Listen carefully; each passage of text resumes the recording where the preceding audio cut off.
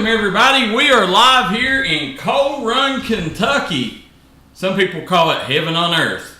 We're here at Glenn Martin Hammond's office with Kevin Keathley to my right. I'm Darryl McCoy, and no, we do not have the maestro tonight. We got 2.0 Mr. David Jones in the house. Yes, sir. So, yeah. Hey, the Maestro Jones in the house. That's what I want to hear right there. Mike Jones, right? Yeah. Back in the early 2000s. Darryl McCoy, you said it's heaven on earth. Listen, they also call it the thriving metropolis of Coal Run. No, they do. I consider it a lucky day when I make it through Coal Run without hitting a red light. Every single time. So definitely prayers going out to the maestro as he's at home struggling with a sickness right now. So make sure you guys continue to pray for him.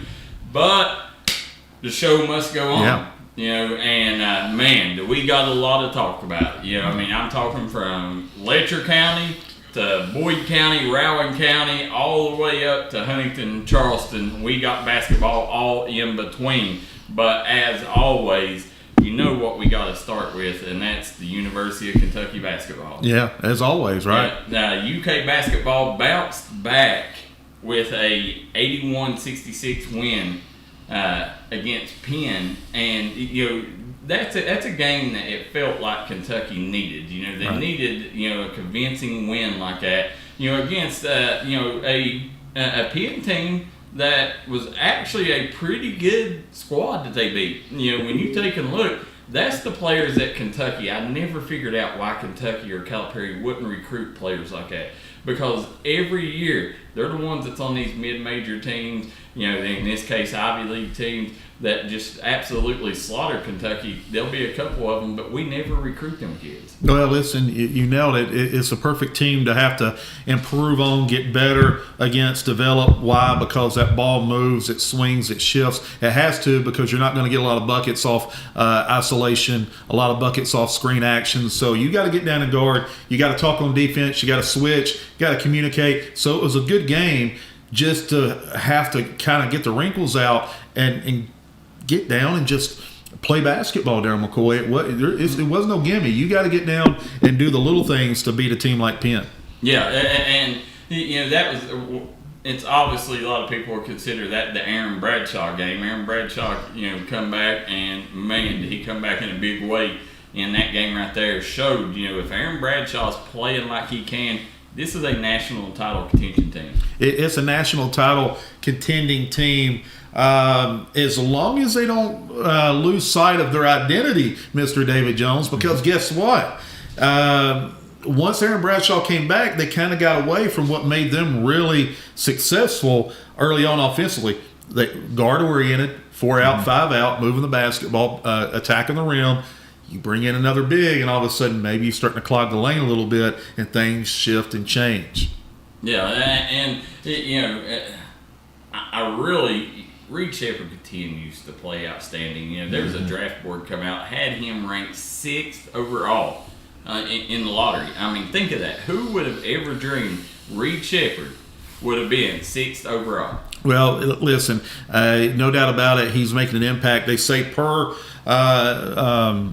efficiency rating, he's I don't know if he's still number 1, but he certainly has to be top 5 or 10 in the nation as a freshman in efficiency rating as a freshman overall, not just guard. So that's big time. The one thing I will say, they got him 6th on the big board.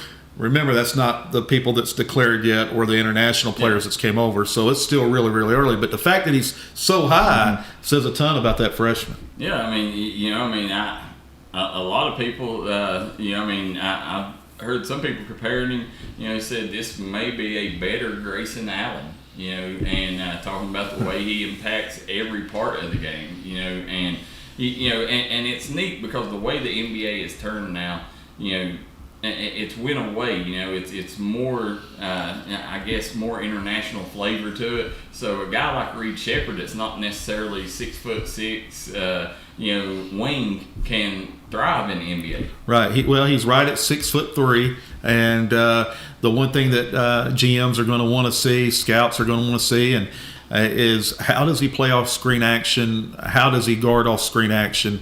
That's going to be the big thing that they're going to look at, because he's going to have to play PG at the NBA level. So he's going to have to be able to play that screen action really, really well.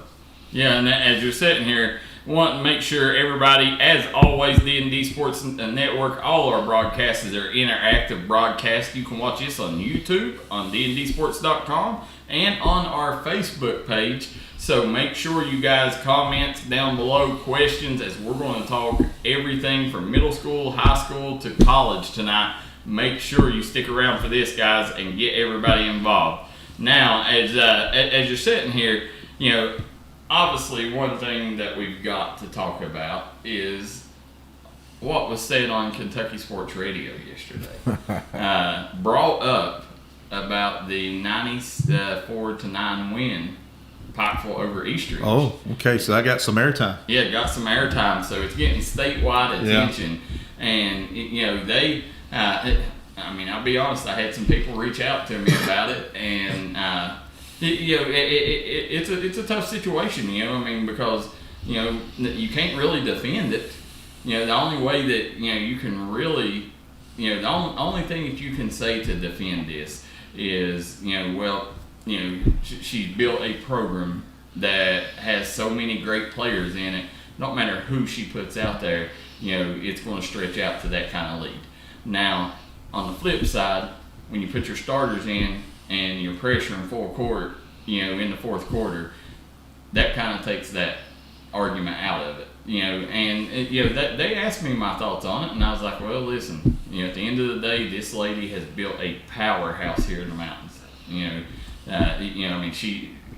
Every girl that wants to play at Rupp, they'll go play for her for that opportunity. I said, but this right here has, this ain't the first time this has happened, and at the end of the day, that stuff right there, the track record is what really hurts when you try to make excuses for it or stuff like that. It's the track record. It ain't the first time. It ain't the second time. I don't know. It's a tough situation, but, if you don't like it, don't do it. Well, here's the thing. I've got two things. We talked about it last week, right? Yep. So I'm going to give my opinion on it, and then I'm going to ask you straight up what you think on it. Same thing, Coach Jones. Here's the thing. It's not college or pro. All right, college and pro, I always have a saying, if I can beat you by 100, I'll beat you by 100. If I can beat you by 1, I'll beat you by 1. And I'll be honest with you, so that people don't go back and say anything, I've beaten multiple teams by over 100 points on the pro level, and we put a butt whooping on them. So listen, people say, well, it don't matter. You still got to. It's pro level, don't matter. But I did that. But on the high school level, these are kids in the community. These are your neighbors. These are your friends. Some of these kids are coming out because they just want to be involved and help that team, help Eastridge have a program, help Eastridge be able to compete. So a lot of times ain't about the competitive nature of it. So if it was done, Darryl McCoy, like you said, and I don't know, I've heard two variations of it. If the starters were brought back in the fourth quarter and were pressing, then no. That's where I got then I'll say 100% that should never, ever, ever happen. That ever now, present, and in the future, that should never happen. Now, if they brought their 7th and 8th graders in, because some of those 7th and 8th graders are going to be better than a lot of other 15th region teams here. Right. So if that was the case in the fourth quarter, then I don't know. Hold the ball, right? Hold the ball. Let's work it around, do some different stuff. So I don't know the full story, but if they did bring them back in, absolutely not. That should have never happened. But if they didn't, I don't know. Now, here's my thing. Coach Jones and Darryl McCoy, do you agree with it or do you not agree with it? Well, I absolutely don't agree with it. Just because I'm the one that says, if you don't like it, stop. Right. Right. I've always been from that understanding. Yeah. But it's the point. It's your district opponent. And you're already. There are complaints coming out of Pikeville that they can't get games in the region. Right. Well, that's this is a big reason why. Yeah. Because of the first couple times this happened. Other coaches realize Pikeville is a empire. They're a power, and there's a good chance that this is going to happen to you if you're a region team because they're so far ahead of the competition. Right. But Lewis Ratliff here, Lewis says Coach played everyone on the bench. She took the starters out at the end of the first quarter. Well, I hope that's true, Lewis, because there is video of this. And he also said that she put the starters back in the fourth quarter to get work. She didn't press the play matchup zone. Well, there should have never been starters back in that ball game, and that's where I'm at on it. That's the issue, And I'm not one where you mentioned there. If you're going to put the freshmen, if you're going to put sophomores, if you're going to put eighth graders in, no, you don't make them hold the ball. You go out and you tell them, hey, listen, I'm not pressing, right? But you go out and you tell them, hey, you go out and you play. Mm-hmm. This is your opportunity to play, to get varsity experience. So I don't blame her on that situation. Just my opinion, if they're going to get a play, you don't hold them kids back because you're up so much. You tell them to go out and play ball, just maybe not press. Right. Well, that's what Coach Jones. That's what I'm saying. So a lot of those eighth graders on Pikeville's team is going to be ahead of most varsity teams. What's your take on it, Coach Jones? So, like I said, it just depends on what actually happened in that game where I stand. Yeah, it depends on honestly what happened in the game, but honestly, like my personal opinion, I was in this situation when we played Mountain View, the last game of the season. During the first, I told our starters, you got 2 quarters. You got 2 quarters to get what you need to get, and then you're out.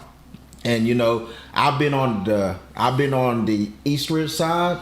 And I've also, this year I was on, the Pikeville side. Yeah. And, and it don't feel good being on the Eastridge side. So, me personally, I don't agree with it, period. Right. I'm one of the ones, if you ever look at our scores, we don't run the score up.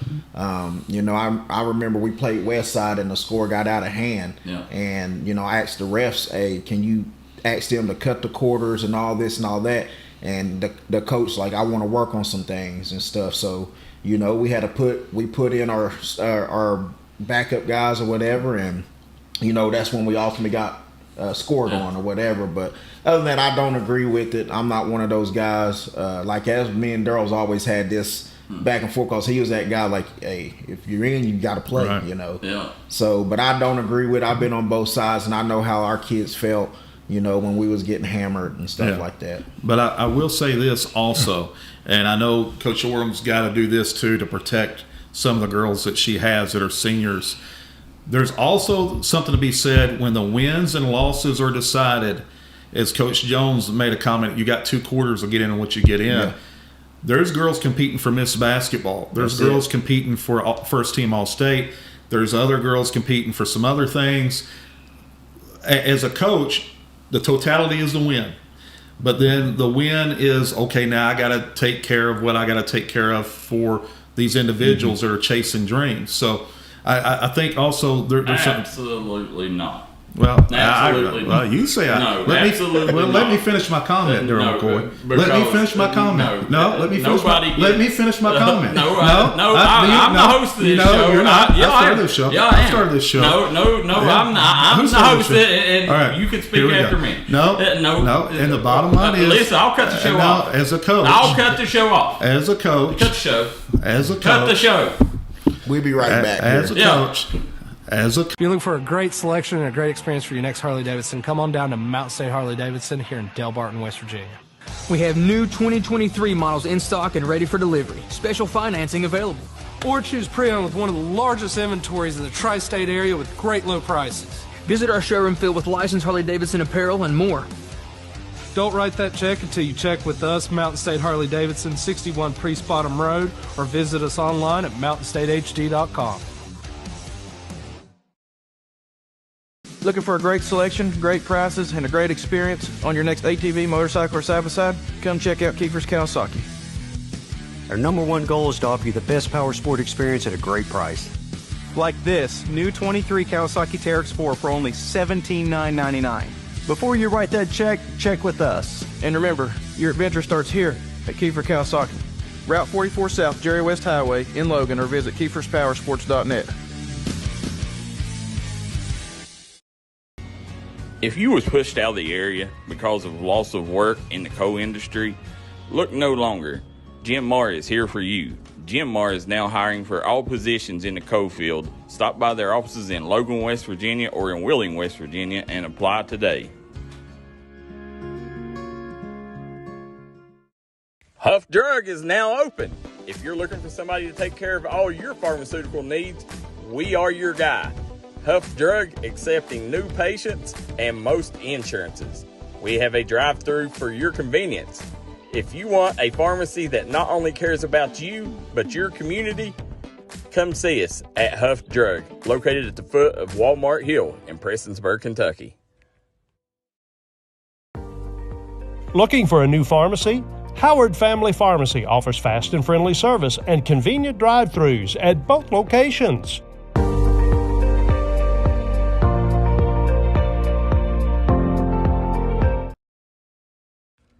If you want to make your dream home come true, call Solid Rock Development today. Check out some of these interior and exterior jobs they've done over the past few years. Solid Rock Development is making custom dream homes come true at a great price. Family owned, family operated, and faith backed. Give us a call today at Solid Rock Development.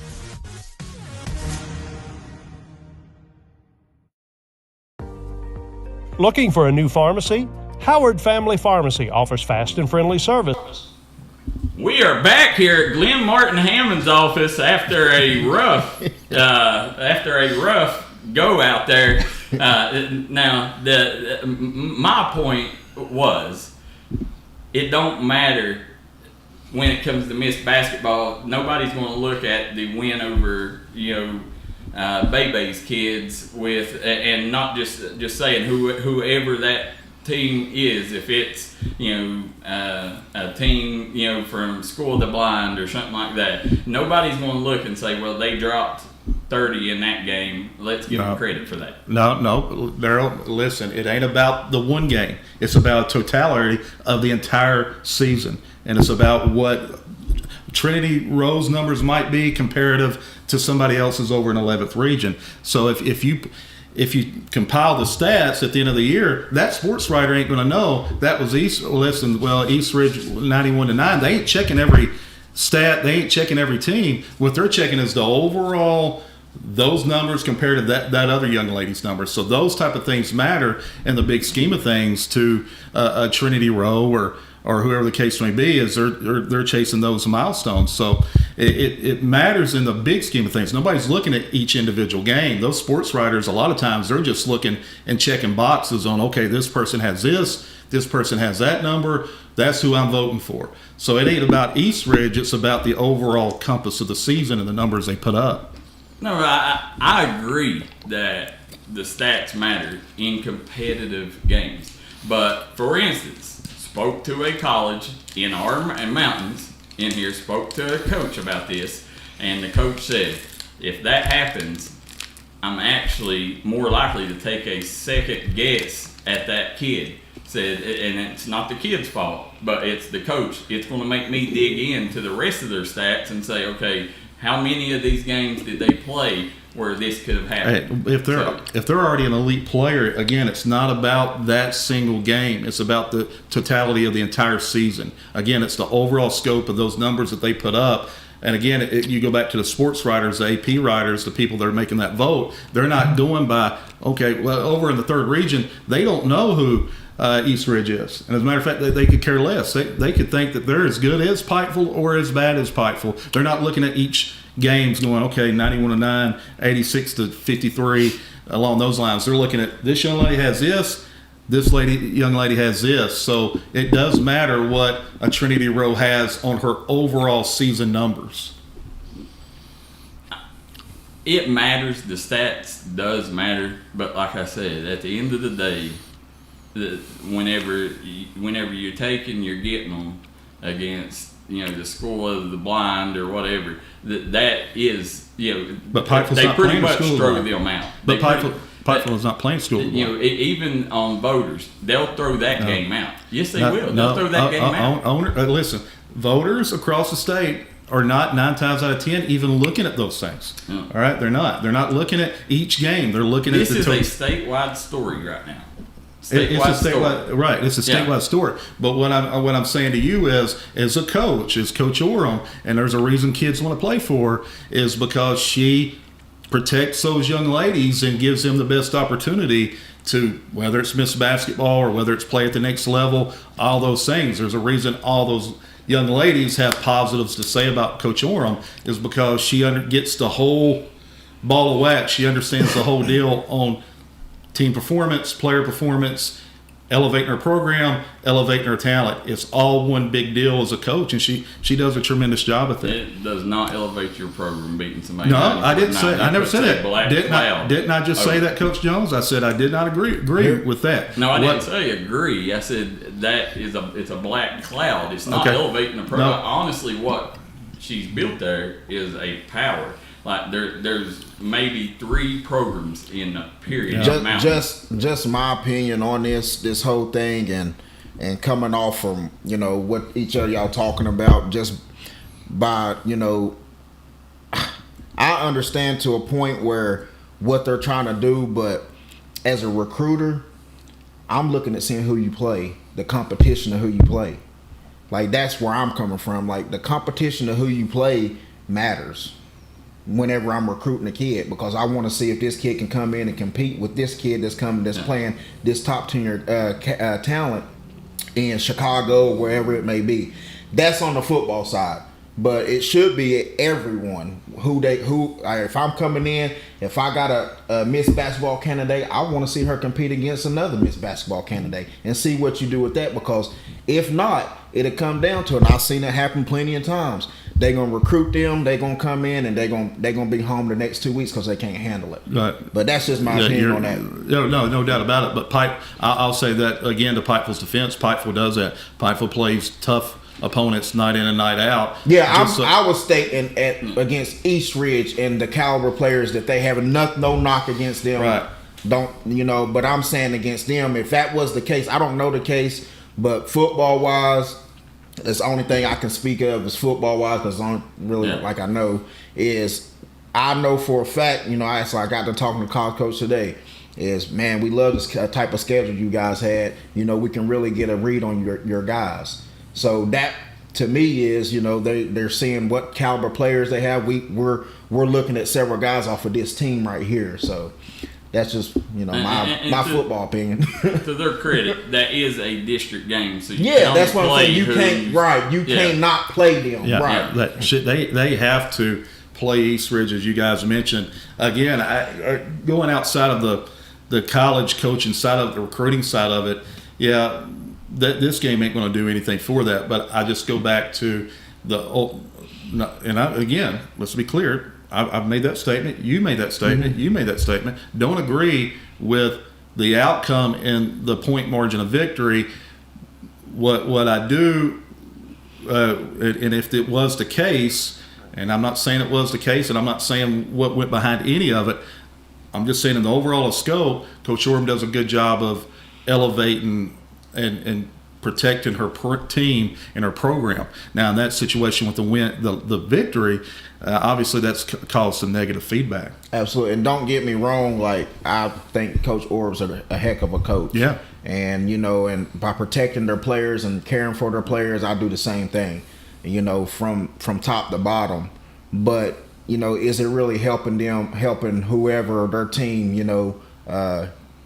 going on in the future or getting recruited? Is it helping that? That's a question I'm asking. Yeah. And that's the thing. Nobody's taking anything from Coach Orr. Absolutely not. She's the best. But that it's the stuff like that that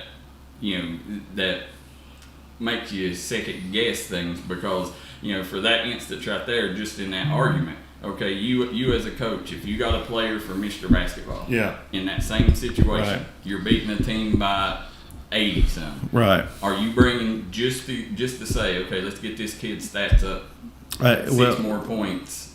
Are you bringing that starter in the fourth quarter? Well, if it's 91-9, I'm not bringing them back in, right? But I think that was the issue. It's not worth they brought him back in. the injury. Now, if it's like Dave made a good point, he said you've got 2 quarters. Yeah. To do what you do. Right. Like, so I don't think that she played them 2 quarters from my understanding. I don't know what she did. I'm just saying, I'm trying to get in the mind behind what maybe could have went down, right? Right, Coach yeah. Jones. I don't even know. We don't, and I think that's what, right. you know, where this whole argument is going. Like, what was the circumstances? Right. Yeah, and they say on here, Haven Ford won last year. Said she had a lot of games where she didn't score as much because she was took out, and said because of not playing that level of competition. Said you take care of the other stuff, you take care of business. Brown County, right? Yeah, Mm-hmm. yeah. She put up some pretty big time numbers. Well, I do know that first part of that segment got us some numbers up, fellas. good job. We did that on purpose. I appreciate it. But when you go and you look at right now, you know, and how much longer we got before? We are 1 minute. I'm sorry. All right. Well, we'll go ahead and take a break. When we come back, there's speaking of a lot of seats empty, we're going to tell you about some of the events that was shocking this past couple of weeks. Come right back and join us here on the Grind Session. Come visit us at Castle's Jewelry and Co-Run today. We got a history of making sure our clients' needs and wants are met. Castle's Jewelry has a large selection of rings, necklaces, bracelets, and more. Remember, friends come and go. Jewelry lasts forever. Come see us at Trailhead Bar and Grill in Maitland, West Virginia, where the locals come to hang out and the trail riders come to visit. Follow us on Facebook page for our daily specials. We're open 7 days a week here at Trailhead Bar and Grill. You can give them a call at 681-308-6088. Make sure you follow them on their Facebook page to keep up with all their daily specials and for business and operation hours. Trailhead Bar and Grill, located downtown Maitland, West Virginia.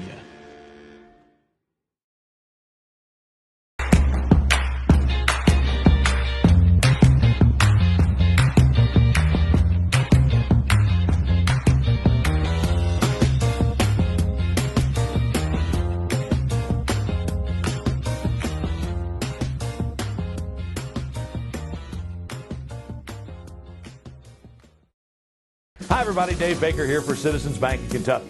Do you want to love your car even more? How about putting extra cash in your pocket each month by refinancing with new low rates at CBK? It is fast, it's easy. All you have to do is log on to wearecitizens.bank. This is Bruce Walters from Bruce Walters Kia.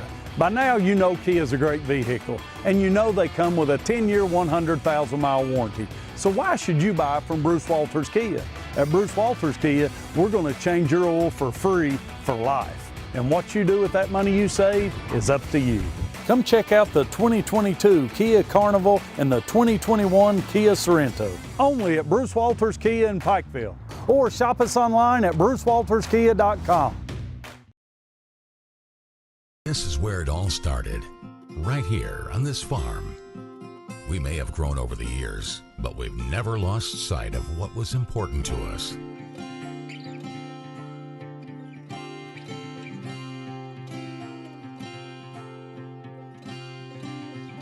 We're continuing that tradition today, and we always will be, for generations to come.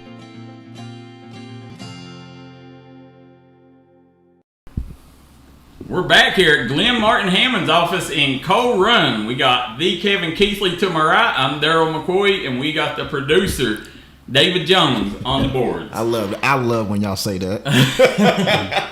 Again, the maestro is not here tonight. He is struggling through some sickness. Keep prayers coming for him. But wanted to hit on the WYMT Classic. Another classic tournament. You know, in the mountains, you got the Hatfield and McCoy, you got the PIT, the AIT, and WYMT might be the one ahead of all of them. But this year, I was shocked at the crowd. You know, it was the poorest WYMT crowd that I've seen. I really didn't hear about it like that. Oh, that was surprising. Yeah, it was rough, and you know, my thought process behind it all is I think it was because of they moved it from the first week in January or after New Year's to early in the season, and you don't really know at this point how good these teams are, so they don't have the following that they would have, come, a month later. So, that's my point. But, what's your thoughts on the crowd? Well, again, I think basketball's in a downturn in a lot of areas. Attendance down overall as you look across the mountains. I think the one area where it's upticking is that junior high, as we've seen over the years. Junior high attendances went up, so that's a good sign 3-4 years down the road that basketball's, going to be booming again. But I think the last couple of years it's been in a downturn. Outside of those programs like a Breathitt County, a Perry Central, Harlan County has a pretty good fan base. It's not like it used to be where, they're going to show up in droves to the WYMT Classic like they used to, especially this early in the year. Maybe if it was December, January, late December, mid-January, be a different story. Yeah, and that was the thing. There was some great games. I mean, you had Martin County, Letcher County, Knott County. I mean, the Harlan County team. Trent Noah, if you haven't seen that young man, I mean, he dropped 56 against Martin County, or 54-1. But, you got to see why this summer he picked up over 30 offers in a matter of 3 months. 30? The kid's the real deal. And committed to South Carolina. But on the girls' side, really didn't. I didn't get to watch any of the girls, but you didn't hear much about it, and it wasn't as promoted as much as it was in years past. And a lot of it may be you didn't have that build up to it being a month into the season. Yeah, exactly right. I think it's just so early, and again, I don't know how much. Interest again. Also, something else. There's so many tournaments going on now that it's kind of WYMT, though it's still kind of that big time event you get invited to. I don't know if the fan base looks at it the same way like they did 15, 20 years ago. I think it's kind of just a different with so many tournaments going on now. I don't know if it's got that same flavor or feel to it. Yeah, that's a lot of it too. I mean, because now we become watered down with tournaments. Just about every school has a tournament now. Right. I mean, whether it's a Christmas tournament or whether it's the start of the season tournament, just about every single school has a tournament. So it kind of took away the specialness of the WYMT tournament. I do get that too, and I don't know what the answer is, but I just know that I hope next year in Perry County that the fans are packed again, and I would highly suggest they look at moving it back up to maybe 1st of January. Yeah. So, and for instance, you go look at the Hatfield and McCoy shootout at the Williamson Fieldhouse.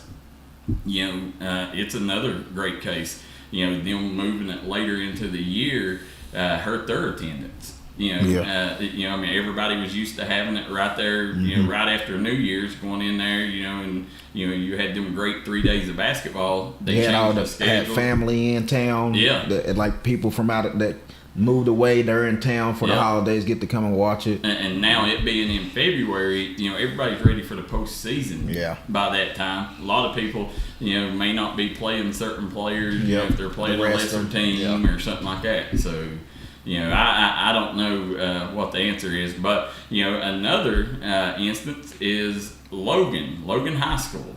I heard reports that there was as much as 80 people at their opening game. So it was the lowest output for any Logan opening game ever. Wow. And I do think one of the instances for that is that on the schedule, there was a schedule change from 7 to 5. And I think it got a lot of people confused on the schedule. But, it's a situation. I mean, if you go look, numbers, and it's happened ever since COVID, numbers are down everywhere. Yeah. It's not just one place or, so I don't know what the issue is, but I would highly suggest everyone, go out and support your local schools, to support these athletes, because it means more than to these kids when they got a really good atmosphere to play in front of. Well, this is a question for both you guys. And I'm, for me, I love it, but it's a question for both you guys. like, do you think a lot of it has to do with the promotion of the game? Like promoting the game, like the hype of it. I'm a hype man. I like to promote, and you seen what it did at our season. We was flooded with people. Yeah. And even in bad weather. I think marketing has a lot to do with attendance nowadays because we're just living in a society in 2023 where it's just not about the game no more. You have to turn it into an event, whether it's basketball, football, on all levels. So it's got to be an event every night. It's a theme night. It's got to be this, that, and other. You got to market, promote, turn it into an event. And I think that does hurt it some. I think the one thing is Logan.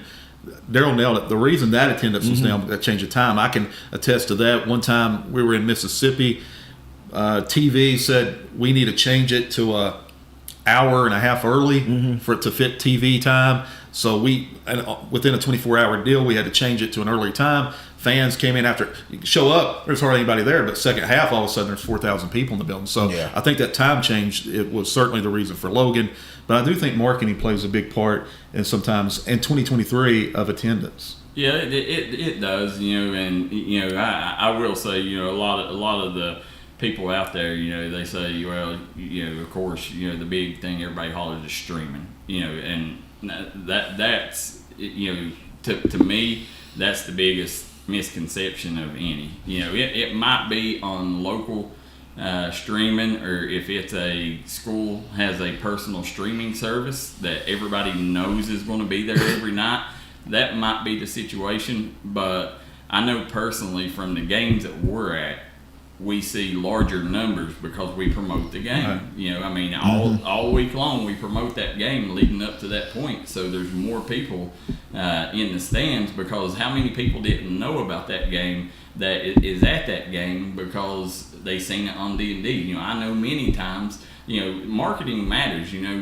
For instance, I guess about a month ago, I went up to Malibu Jacks up in Ashland. Ashland area, because I seen it on Facebook. Last year, I went to a basketball game, because I seen it on. I was like, oh, these two teams are playing, and I took off and went. So that I do think streaming gets everybody. That's the easy blame. But to be honest with you, that's the biggest misconception of all. It is. The only way that anybody will ever sit home and watch a ball game is if maybe they just worked a 12-hour shift. They had to work overtime and was going to rush home and get a shower or co-minor or something, and then go to the game, and was maybe going to walk in, a quarter late into the game, and they might be like, well, we'll sit at home and watch this. Listen, D&D Sports Network, it only helps and elevates the interest in these schools and programs and the players. Turns the players into characters, personalities, individuals. Without D&D Sports Network, you just see a jersey number, or you hear about them. Well, that kid. No, you get to see them intimately, and you get to, just like on this show, you get to know about them day in and day out, and you get to know these kids, and you care about them. I want to show up and see what this kid's about and what all this hype's about. I don't know how many people always hear, listen, I'm coming to watch this kid because I saw him on D&D. And I always go back to junior high basketball when it was red hot a couple of years ago. They were literally overfilling the gymnasium, turning them away. And it's all because of that hype, an intentional hype by the grind session to hype that junior high stuff up. And by the end of the year, man, it was red hot. Yeah, it never happens if it's not for that. Right. Yes, sir. Go ahead. I'm sorry. It's a situation where, they, at the end of the day, if you want to know the truth, go look at what's happening. The great partnership between what Coach Chase Parsley's doing at Prestonsburg, the streaming side of it, Coach Brandon Kidd, what he's doing. Go look how many people's at their ball games, more than ever. Right. And a lot of it's the winning product you're putting on, but a lot of it is, you've got kids caring about these kids now, and you see people that don't even, have any stake, from other schools coming and watching it now. Yeah, we talked about this. Legitimately, Prestonsburg has kind of became you remember, Dave, 80s and early 90s on WTBS, now TBS. Atlanta Braves are on, right? I loved Atlanta. So Jones. So you know they were coming on, and even though some of the bad years and then the good years, you were hanging with them and Braves fans. Same thing on WGN, the Bulls, WTBS, Atlanta Hawks. You became de facto fans because they were on every night. You're right. You saw them. So that's kind of what's happened with the Prestonburg Black Cats. Is people are tuning in because they know, guess what, the Black Cat's going to be on. So you get to start following. That's like, well, I got to find out what's going to happen next. So, and that's smart, great by Coach Parsley and Coach Brandon Kidd. It's a great product, for the simple fact, when I say a great product, you're going to get the people to come and support you, and you're also going to get the people to come and want to see you lose. That's exactly right. So it's a win-win situation. You're you know right. What I'm saying? You nailed it. I wanted to read Jack and Jessica Durrell's comment, which I thought was pretty neat. They said, across the state was great at Great Crossing Saturday, the number one team, which is Great Crossing and Ballard, and the gym they played in the gym was more than half empty. Yeah. I mean, it's like that, everywhere, and you go look, even over at the Zip Zone, it was packed for the later games, but the earlier games, it was a little bit down, and, a lot of it, that's where marketing could have helped, and, I don't know, it's something that, people's got to look at, a way, and a lot of it is there's just so much going on, the hustle and bustle of life these days. It's not so much like when I was growing up, on Friday night, the only thing there was to do is to go to a football game. Nowadays, it's a situation where, just look how many options people have.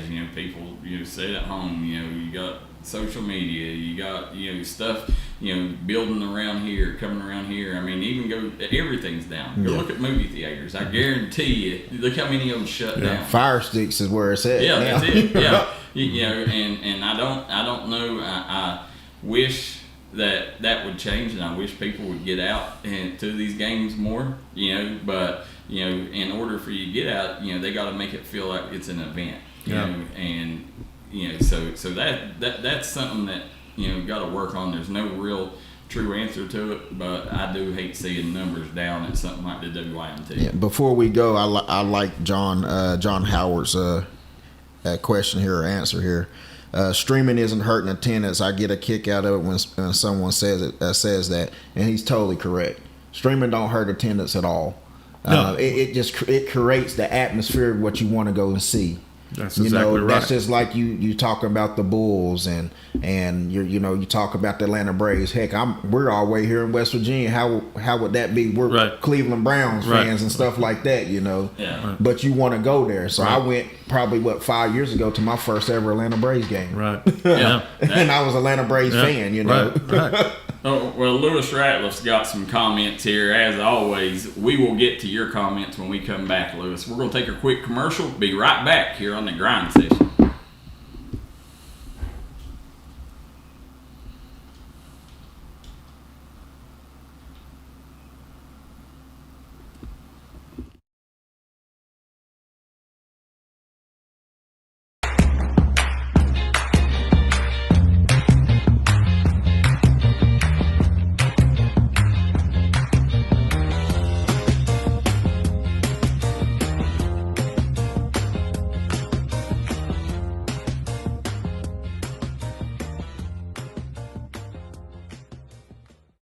Looking for a new healthcare provider?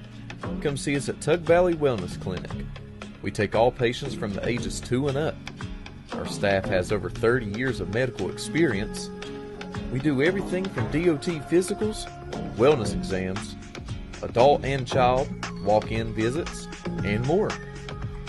Call us today at 304-236-3601 or reach us Monday through Friday. Come on down to Three Guys Pizza and Brew in Williamson, West Virginia. We're located on the corner of Harvey Street and 3rd Avenue. We got great deals on pizzas, sandwiches, and more. You get great service with great pricing. Enjoy your birthday or ball games with us here at Three Guys Pizza and Brew. Look forward to seeing you.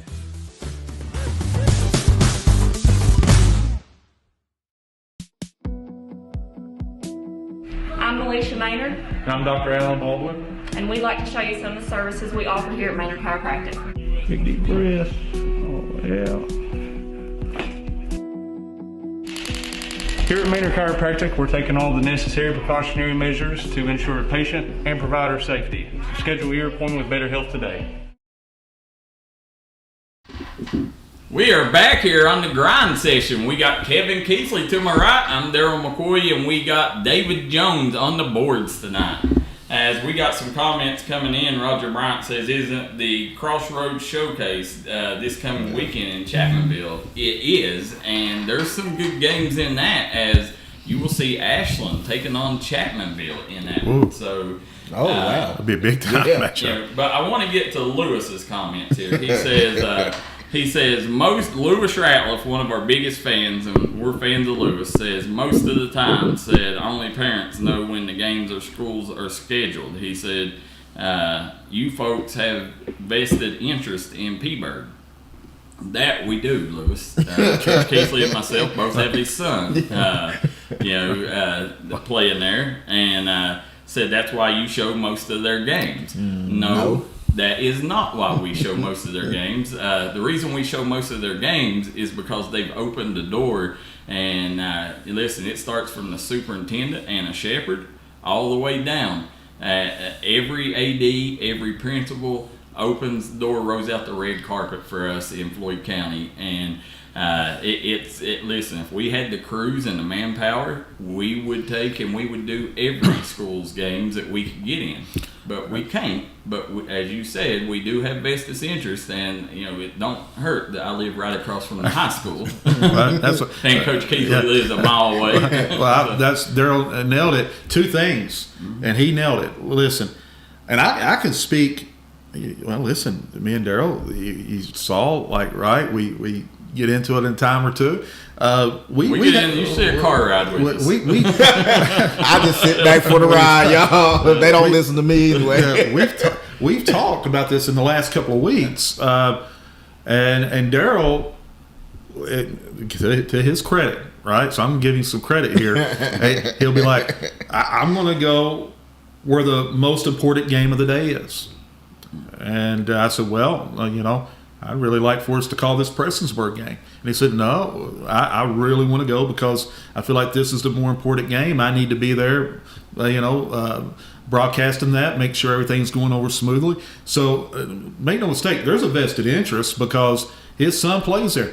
Yeah, my son plays there. But they open their doors. The community opens their doors in a big time way. They want us in there, and they embrace D&D Sports Network in a big time way. But make no mistake, Darryl McCoy and Coach Jones and Thomas Rainey over there will always go and do what's right by D&D Sports, and they have. And again, me and Darryl Coach Jones, we've had about 3 or 4 conversations, have we not, Darryl? Yeah. In about a week or two over something very similar. Yeah, and it's a situation, at the end of the day, and Lewis, I know you're a big fan of certain schools, and, if schools don't allow us to come in there, we can't just show up and do them. It's a situation we would love to, because we know we can bring something to the table that no other media outlet in the mountains can bring, but we've got to be allowed to do it. That's a question for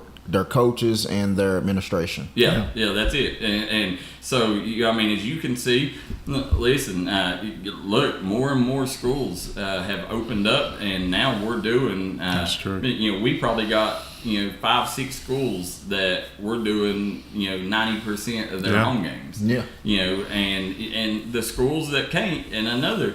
That's why it's good to have schools like Prestonsburg that opens their doors, because, for instance, if we can't get this school here, we can get them on the road at Prestonsburg.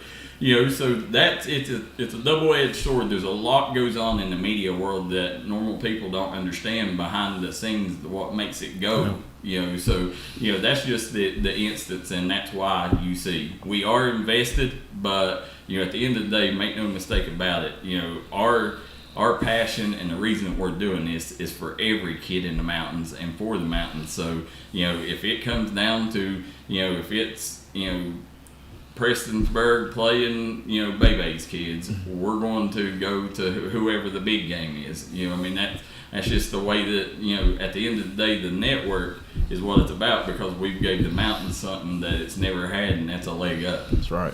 So as we got a lot to cover here, and as I want to go ahead and show some videos. Last night we had 6 games on. Actually, we had 10, counting JV. But the games that was on, man, did they deliver. Coach Jones was over in Knott County. Yeah. Let's take a look at this buzzer beater by Jaden Huff. That's why I want the timeout. Huff has it, puts up a shot at the buzzer. It's good. It's good. Amazing shot by Huff. And Knott County with the Sweet revenge. Letcher Central takes down Knott County in the WYMT, I think it was, that they played. I could be wrong, but it was sometime in that week, WYMT. I don't know if that game was actually part of the WYMT, but they took them down, and then come back. Casey Huff goes on the road and knocks off Matthew Taylor on a Jaden Huff buzzer beater. Man, and considering the backstory there, Jaden Huff played at Letcher Central last year. Really? Yeah, last year. Right. And then for him to get that revenge, or for him to have that moment over his former team, had to be sweet for him. It did, and Letcher Central missing a couple of players, actually missing more than a couple of guys. Listen, they lost to McGolfin County.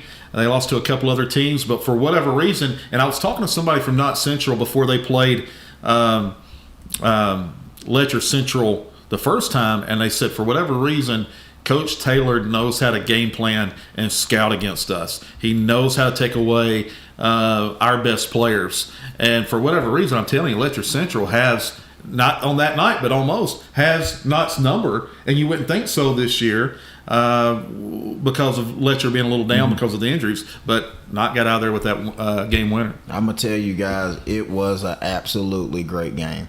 Like I love games that we can go to and do it, and just being there and being with Ronnie. I mean, it was an unbelievable game. It was like I was living I didn't know I was doing the camera. Sometimes I'm looking down there, but when I tell you, it was a hard-fought game from when the buzzer started to the buzzer end, and the coaching from both teams was unbelievable. I mean, unbelievable. Yeah. But my favorite is coach from Letcher, man. Like, he just reminds me of myself. He gets emotional in it, and he got to hold back, and I held back into the last. I think it was the playoff game, and I threw my headset. Yeah. But I mean, I love how he coaches, and hats off to Knott Central's coach too. It was a great game. Yeah. It's like a chess piece, every bit of it, man. It was an awesome game. And it come down to the buzzer beater. Me and Ronnie actually thought it was gonna go into overtime. We was pretty excited. Went to a commercial. We was like, it's gonna go to overtime, And he come in, and it was pretty as they seen the video. Yeah, hit the 12-foot jumper or floater kind of, but huge moment for him. And then on the girls' side, you had Letcher beating Knott, and the same thing happened. Knott just beat Letcher the previous week, and then they got revenge. So. It all comes around in the basketball world, and if we'll go into the happenings last night. If last night didn't teach you anything, that there's no dominant team. The only dominant team right now that we're seeing in the Mountains is Ashland. Yeah, and the rest of them, Boyd County, it's right there. Yeah, they're right there with them. But as far as in the 14th, 15th region, and over in West Virginia, it's wide open. Yeah, I seen one. I seen one go. Martin County go down. Yeah, that was so surprising to me. Well, let's look at and we're definitely going to get to that. Let's look at the McGolfin and Pike Central highlights here as we talk here. This game right here was built up as to be one of the biggest games because you had two of the favorites to be the 15th Region Player of the Year in Jalen Rigdon and Aiden Barnett. And I'm telling you, both of them came to play and showed why they are the front runners for Region Player of the Year. They had an unbelievable game. It was back and forth. I think Rigdon finished with 23. Listen, going to Golfing County, I don't care who you are, that's going to be a tough mountain to climb. Pike Central early on, played pretty solid basketball, but McGoffin County, Darryl McCoy, it seems like they're gaining more weapons. It's not just Aiden Barnett now, and we've talked about that. Seems like they had some more pieces to the puzzle in terms of scoring the basketball. Yeah, it used to be Aiden Barnett and the Go-Go's, and then they added the Whitakers, and now they're getting great play from Salyers and from Walker Russell, and then you take a look at the Salmons kid coming off the bench, adding much needed production. If they can get from the Whitakers and Barnett, you normally know what they're going to give you. But if they can get the other three, the next three, to give production each and every night, this is a team that could very well be the best team in the 15th region. Yeah, I agree. They're a team that, no doubt about it, make no mistake, we say it year in and year out that McGoffin County is a contender. No, they legitimately have a chance to cut the nets now. And then Barnett, he hit the buzzer beater in that situation. So, I don't know. When you take a look at that, I went, because I thought there at the beginning, I was like, they're not up to par with Pikeville and Martin County. But then after you see last night, you're like all of a sudden, and then this year here, the biggest difference is Aiden Barnett is playing with a chip on his shoulder. This kid, there's something different about him. He's being a leader on and off the floor. If you hear him in his interviews, he's talking his teammates up, the way that he talks on the floor. Something's clicked in this kid, and that's been the biggest difference in McGoffin. Yeah, Aiden, again, now that senior maturity starting to show, physically strong, mentally strong, and McGoffin County's going to have an opportunity to head down to Rupp Arena this year. One of the favorites, Coach Jones. I like that. Like I said, McGoffin County has athletes, guys. Yeah. And from the McGoffin that I'm used to growing up, playing them and all that is totally different. They got some studs over there, and that middle school, and I'm talking about the football team, but they play basketball also. They are some absolute studs over there. Yeah, and then you go over on the West Virginia side. If you guys haven't heard about Aiden Burke, I know Coach Jones knows that he's one of his star wide receivers. But if you guys haven't heard about this guy, I know me and Coach Keathley both have been on this kid for over 2 years now. Let's take a look at what he done last night against the Man Hillbillies. Cody working, getting all the way to the rim, and he's going to be blocked from behind by Phillips. Good recovery by Xander Phillips. And then they get it to Phillips for the slam dunk. And Chris Ross gets it. Ross up to Aiden Burke. Burke with a reverse layup. Beautiful. To the hands of Ross. Ross up high to Burke, and Burke somehow catches it and finishes. What a finish by Aiden Burke. Turn it over as Porton gets a steal up ahead to Aiden Burke. Aiden Burke with a slam dunk. That's 2 for him tonight. Rebounded by Thomason. And Aiden Burke with a... This young man I never thought, I always knew Aiden was going to be a good basketball player, but I never thought he would be a kid that could be the guy, that could be that star piece that makes everything roll. If you watched him last night, I think Thomason was the leading scorer with 30, but make no mistake about it, this young man's what makes this Mingo Central train go. A lot of different attributes he has, Coach Jones. Long, athletic, can run the floor, speed, can defend, can finish around the rim. We talked about it 2 years ago at Belfry when he was playing for Belfry Junior High, that Darryl, he could have been the most complete player had he just solely focused on basketball. He's that type of player and talent, and now he's starting to show just exactly what we thought on the basketball side. Yeah, and they beat Man last night 97-50. Wow. A very convincing win, and so it's something, like this Mingo Central team. All of a sudden, they lost their captain in Matt Hatfield. Lost them to Logan this offseason. But, you know, a lot of people was writing Mingo Central off, but not so fast. This is a good team. Yeah. You know, so as we're sitting here trying to, I tell you what, when we come back, let's take a break. When we come back, we'll go over the top 10. Let's get to the top 10. Then we got our double quick players of the week to release. And we also got some interesting stories coming out of the mountains. Come right back and join us here on The Grind. Stop by and see Joe Stepp at J&B Auto Sales. Right now, guaranteed credit approval.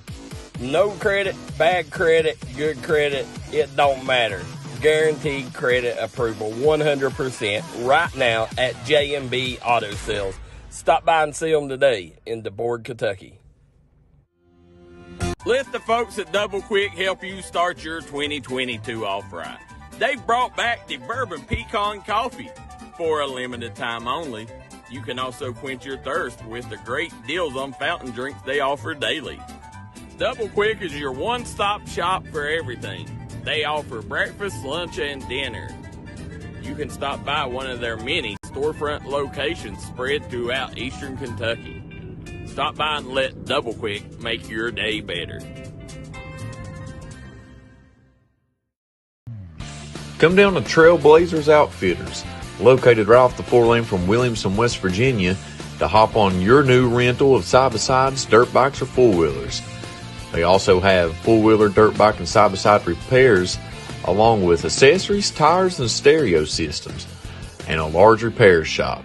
Give them a call today at 859-953-0903 to get your new rental to enjoy the trails today. If you're injured in a car wreck, don't delay. Give me a call today, Justin Markham. Here at Markham Law Office, we will fight for you. Don't settle for a handshake and a small check from the insurance companies. Give us a call. Don't take on the big insurance companies alone. We will fight to get you the compensation you deserve.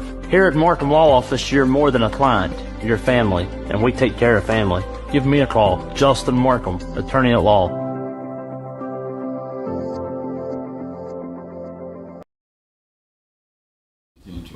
We are back here at Glenn Martin Hammond's office in Coal Run. Guys, the #1 high school basketball show in the mountains, in the state of Kentucky, mountains of West Virginia. And Kevin Keathley's to my right. I'm Darryl McCoy, and we got producer David Jones tonight stepping in for the maestro. So as we got a lot of comments coming in, Blake Spencer says, just use D&D's tape to finish up our stats for KHSAA. Betsy Lane sure appreciated your hard work. Said, looking forward to seeing you guys again soon. Yeah. Absolutely, Blake. We love Betsy Lane. Betsy Lane, just like Prestonburg, opens the door and says, "Here, here's the keys to the palace." Hey, Blake is one of my UK brothers. He went down to UK and played down there also. Yeah. But yeah, sure is. Good to see you, Blake. Oakwood Eversole says, thank you for coming into my house and get to see the another school. Said, appreciate you bringing it to us. Justin McCoy says, D&D, best thing to ever happen to our kids in the mountains, regardless of what school they attend. Travis Adams says, I would like to see D&D at Johns Creek tomorrow night when Mullins and Johns Creek play. Said, nobody ever talks about Johns Creek. And a lot of that, and I will tell you, I agree. We drop the ball sometimes on schools like that. But, one thing we would ask is that you send us stats and send us pictures, stuff like that, so we can get your kids out there. And then, it makes it more of a marquee game when we do get a chance to come. But, I always tell people, and this is not towards you, Travis, but, if your kids ain't getting covered by D&D, it's your fault. Yeah. Because everybody that sends stuff to D&D, we try our best to put out. We used to always say we put all of it out, but it's got so much now, and our coverage area is so big that there might be something slip through the cracks every now and then. Lewis Rattle says Fitzer and Pikeville's offense last night, Pikeville only went 7 players deep. Travis Adams says the game starts at 5:30. Brex Kilburn says Trent Noah balled out on Perry Central a few days back. Said unstoppable. Said love basketball season. Y'all are the best sports network around. So as we're getting ready to get started here, let's start the top 10 segment with the Double Quick Players of the Week. And David, who are the Double Quick Players of the Week this week? the double quick play of the week. Is that it right there? Yep. It is Peyton Dixon from Letcher County. He had 19.3 points and had 15 rebounds also.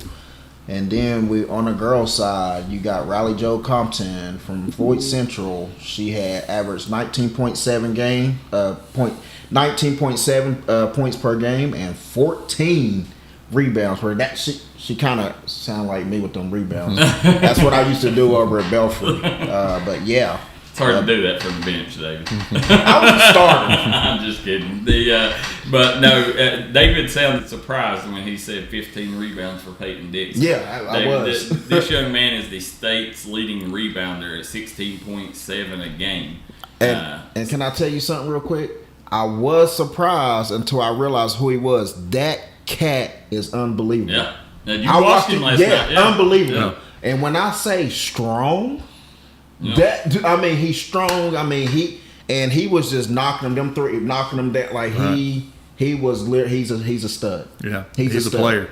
Yeah. What grade is he in? He's a senior. Okay. Yeah, so he's a stud. Yeah, he took and do you know his height and stuff? Because I didn't.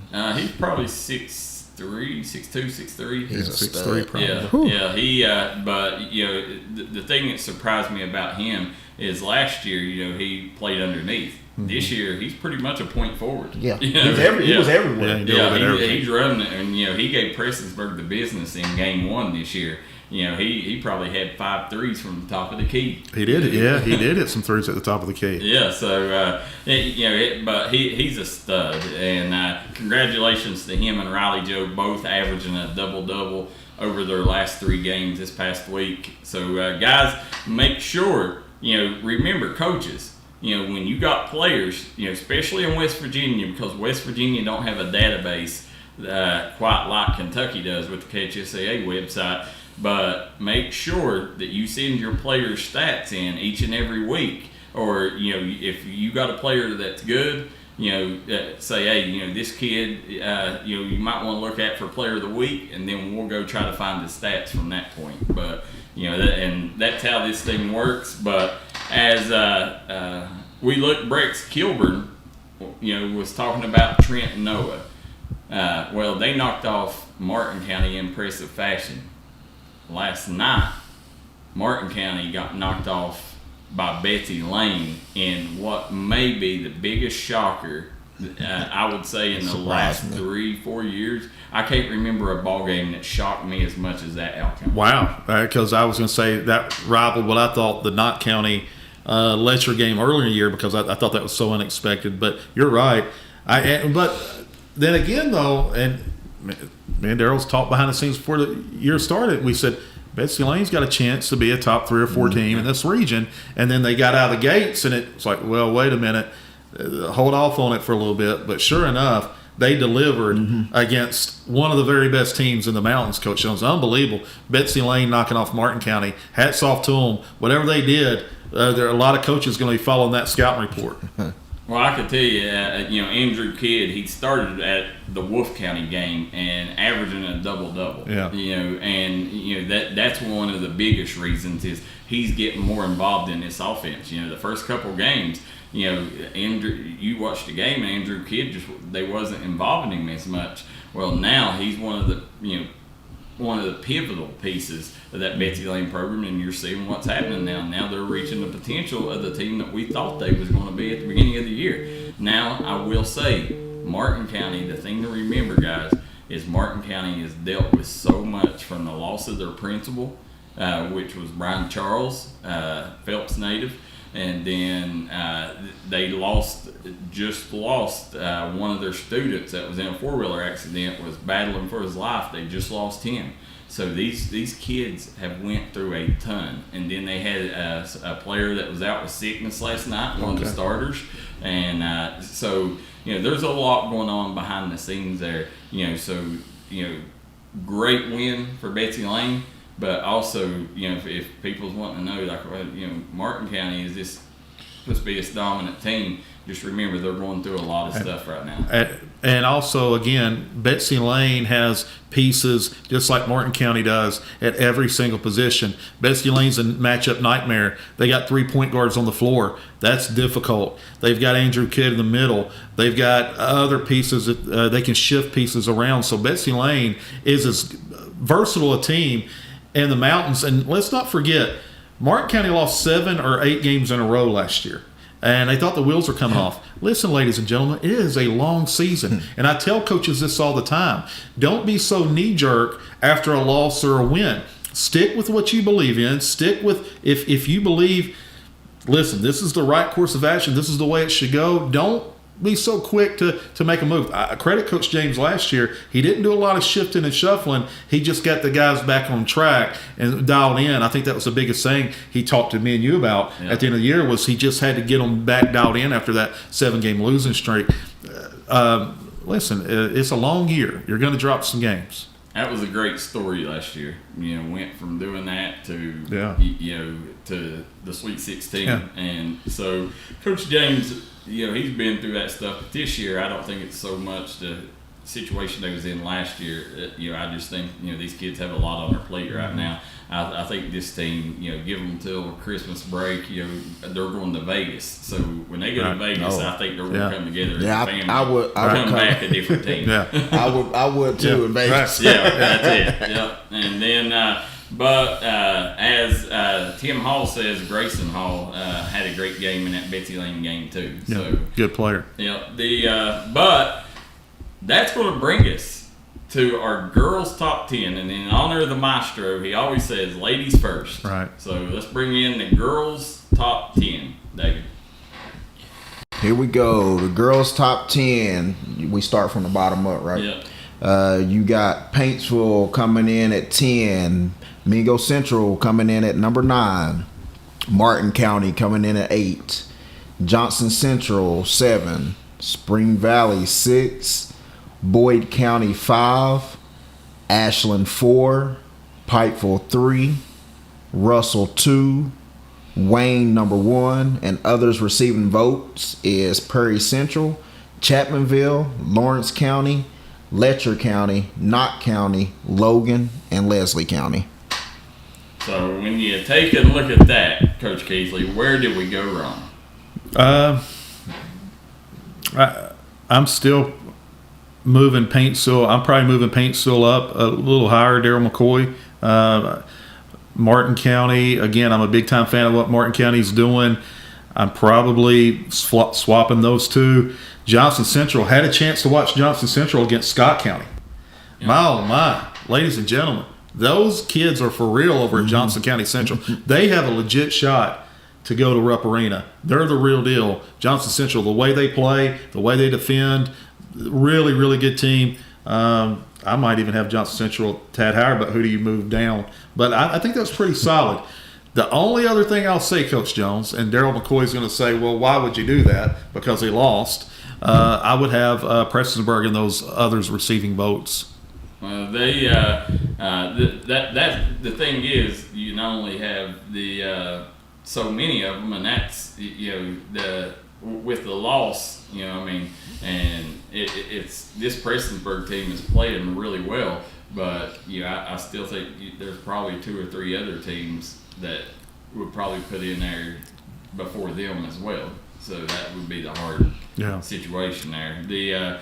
But if they keep playing like they are, then who knows where this team can be? Right. But they lost. Was it Floyd Central? Yeah, 5-1. They beat Breathitt, who Breathitt beat Floyd. Floyd Central got a huge win over Prestonsburg in their house. So credit Floyd Central too. Yeah, and when you sit here and look,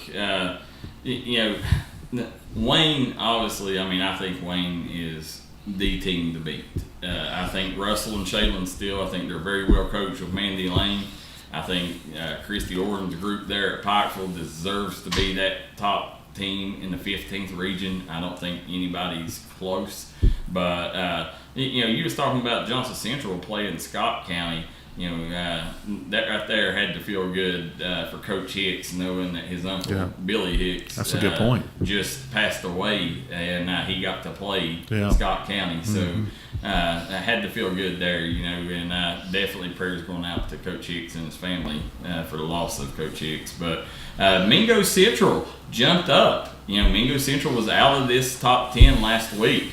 And they jumped up. Now they take over the nice spot by knocking off number 1 Summers County. Coach Jones, you was at that game. This Bingo Central team, a lot of people said, they lost Jenna Sparks. The Addie Smith ain't going to have any help. How good is this Mingo Central squad? This Mingo Central squad, Coach and Darryl, is the real deal. They got, Addie on top of Addie. They have Bella, and the surprise of the season for me is Grimmett. Grimmett, she had a heck of a game against Tulsa. I think she had about 20 points. She was the leading scorer against Tulsa. But they are the real deal, Darryl. They run offenses, and that's what I look at, Coach. I look at if you're running offense, because I can tell. Cause I'm not a basketball person, but I can tell when you run offense, creating shots and stuff, and they do it well. They do that little pick and roll, and I mean, it is beautiful. But that it was a heck of a game against Summers County, and then they went on the road and won last night against Tulsa. Yeah, and so that's definitely huge, Jared. The one that I would look at in that, is I do think that Knott and Letcher both will be in this top 10 come into season, because I think both of them are the 2 favorites in that 14th region. And then, I really like what Misty McLareness is doing at Perry Central. They're a team that's hovering around that 10-11 spot, but she's got a very good squad right there. And don't sleep. We've seen that if they continue to get better as the year goes on, and we know that he's going to develop them as that Hazard team with Todd Howard. Be interesting there as we see a lot of comments coming in. The Lewis Rattler says Pikeville should be higher than 3. They beat Boyd County. Well, they also lost to Russell in preseason, I think, who is ranked 2. And then until they're knocked off, I'm going to have a hard time thinking anybody is better than Wayne. Right. Because Wayne is so good, and they just added the little freshman J.C. Sammons, who is probably the best freshman baller in that class. Wow. Listen, Lewis, you got to remember, brother, I know you're tuning in and you're a big-time Pikeville fan. This ain't just the 15th region. Right. This is 15th, 14th, 16th. West Virginia, goodness gracious sakes alive, that's a lot of teams that you're compared the comparisons and the way the formula works here. Number 3 is pretty dang good. Like Darryl said, though, Russell knocked them off in the preseason. And if you get votes in this, it's an honor, because it is hard just to get votes. With our coverage area and how large it is, if you even receive a vote, then you're one of the top teams. Period. I had to get 5-0 before I got. There you go. Before you go. And my name's on the company. So, but I mean, it's realistic though. I mean, we try to do it the right way with the votes, and that's the way. There was a lot of times I didn't agree. I thought I was too high when I was at 7 at times. So absolutely, and. We got. We're going to go back to girls basketball here in a little bit, but we're going to take a quick break, and we'll come back with the boys' top 10.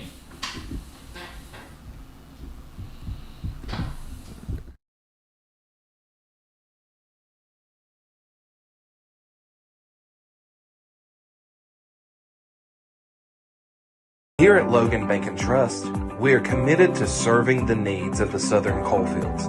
So if you need to borrow money, remember, we are just a click away. Here at LB&T, we make online banking easy. We've taken the hassle out of applying for a loan on our new website. It's as simple as going to our lbnt.com website and choosing the loan product that best suits your needs.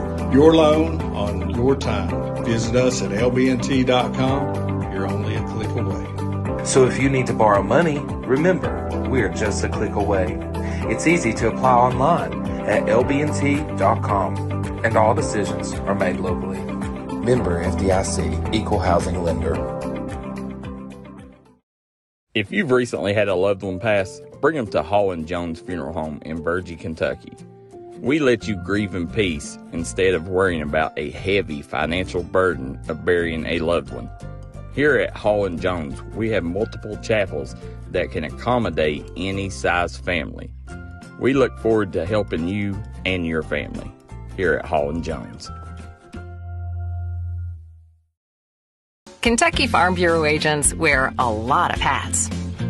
They're coaches, volunteers, church members, neighbors, someone who's there when you need them, especially when you need them most. That may be a lot of hats, but they're all the perfect fit. Kentucky Farm Bureau, big on commitment. Call Restoration One, West Virginia's go-to cleanup crew. Don't let fire, wind, water damage ruin your property. Restoration One can get you back to 100% in the quickest time possible. Our staff here at Restoration One is fast, friendly, and reliable. We got experts that use the latest in technology to remove mold and damages left behind by Mother Nature. Don't just trust anyone. Trust Restoration One.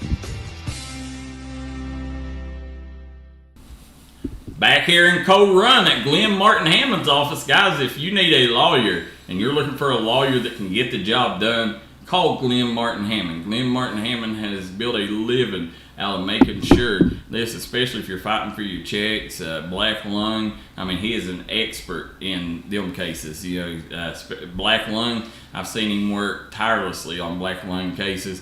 One of the best lawyers in the business. Danny's a good guy, ladies and gentlemen. His daughter Reese ran cross country with my son Braxton, and he was always bringing snacks and drinks and all that good stuff to help out. So it ain't just about the business side. We always say this with D&D, Coach Jones, this is a family. It's not taking the money and just putting it in a bank account. Your family, when you're a part of D&D, this sports network and this family and organization. And we argue like family. Absolutely. So as we're sitting here, this is the segment that a lot of people have been waiting on, and it is the Boys Mountain Top 10. Throw it up there. Let's see what we got. Oh, here we go. All right. Starting out at number 10, you got Letcher County Central. Number 9, Pikeville. Number 8, Martin County. Number 7, Knox Central. Number 6, Magoffin County. Number 5, Perry Central. Number 4, Hazard. Number 3, Breathitt County. Number 2, Boyd County. And number 1, Ashland. And others receiving votes is Chapmanville, Logan, Round County, Morgan County, Floyd Central, Pike Central, and the Tug Valley Panthers. Okay, Coach, you look at it, where'd we go wrong? I don't think you went wrong. The one place I think that I really love right now, I'm really liking this Hazard team. And them at number 4, I think that's exactly where they need to be, right at Breathitt County's heels. I think those two are the two favorites right now. Coach Huff, wait a minute, probably tuning in and saying, what about us? Yeah, you're right there. But I think Hazard is really, really good, Darryl McCoy. Yeah, I think now if I was doing power rankings, I would still have not ahead of them. But if you're just doing rankings the way basketball rankings are usually week by week basis, I mean, sitting here, this Ashland team has shown that they're dominant. Then Boyd County coming over, beating a good East Carter team, and you had Jacob Spurlock dropping 43 points in that game. Yeah. What? Yeah, he was cooking. And then Breathitt County, obviously, if you guys haven't seen this Breathitt County team, it may be, and it's hard to say without the big fella Hoskins in there and all the help he had last year. But this team may be put together better than what the other one was because, right now you got one chief and a bunch of Indians. which is the way that most good teams work. But last year, you had maybe a couple stars, and so sometimes it's hard to feed everybody. But this team right here, we seen the Bellamy kid has been the biggest difference in this team. I was going to say, listen, Breathitt County, I know you tuning in. I know you checking us out.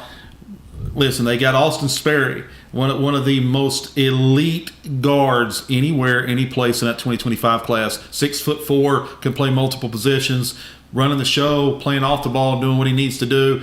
Unbelievable. He's going to be a Mr. Basketball candidate when his senior year. Then you got Bellamy, who is absolutely continued to evolve his game. Jackson Hamilton, I believe it's his name. You talk about a Lathan Hall. We talk about Lathan Hall award winner. That guy right there can flat out lock you down. I believe that's his name. Let us know, Breathitt County. Yeah, it is. He can flat out lock you down.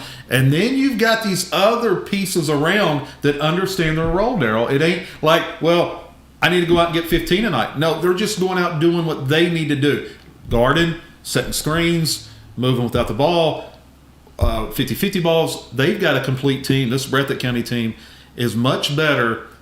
Yeah, and I'm high on them, ladies and gentlemen, but they're much better than what I thought they would be. Yeah, they're light years ahead of where I thought they was going to be. And but two names last week when we talked about the Lathan Hall Award, is the Jackson Hamilton kid, and we also left the Higgins kid, Taj Higgins at Letcher Central. Yeah, that belongs in that conversation. Yeah. So then the one that surprises me is Perry Central. Perry Central. I'm like, but they keep on defying the odds. You're like, they shouldn't beat this team, and they go out and do it. Yeah. They're just extremely tough. And the one kid, I cannot remember his name, the little guard, Trayton Woods.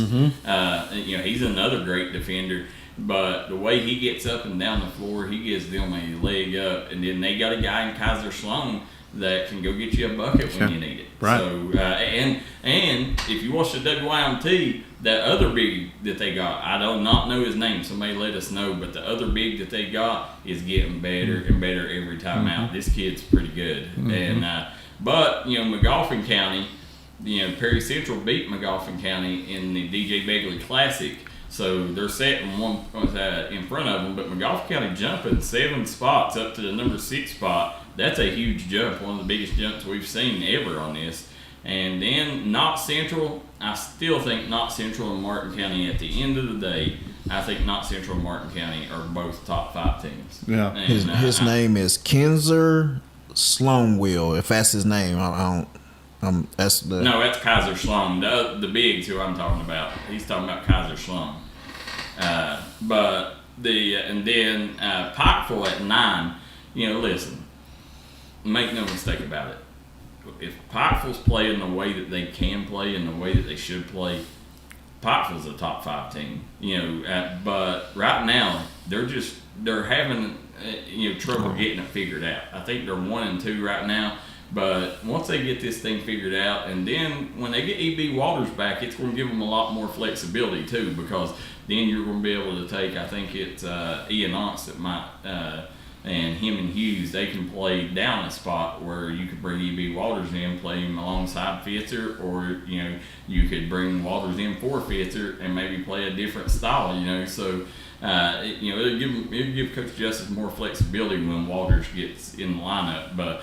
Right now, Pikeville, you're just waiting to say, okay, when will they get this thing clicking, and before you can see how special this team can be. His name is Carter Castle. Yeah, that's it. Pikeville, listen, if they played anybody in the 15th region, 9 times out of 10 they're winning. They're going to win, and they're going to win convincingly for the most part. Outside of region, maybe not.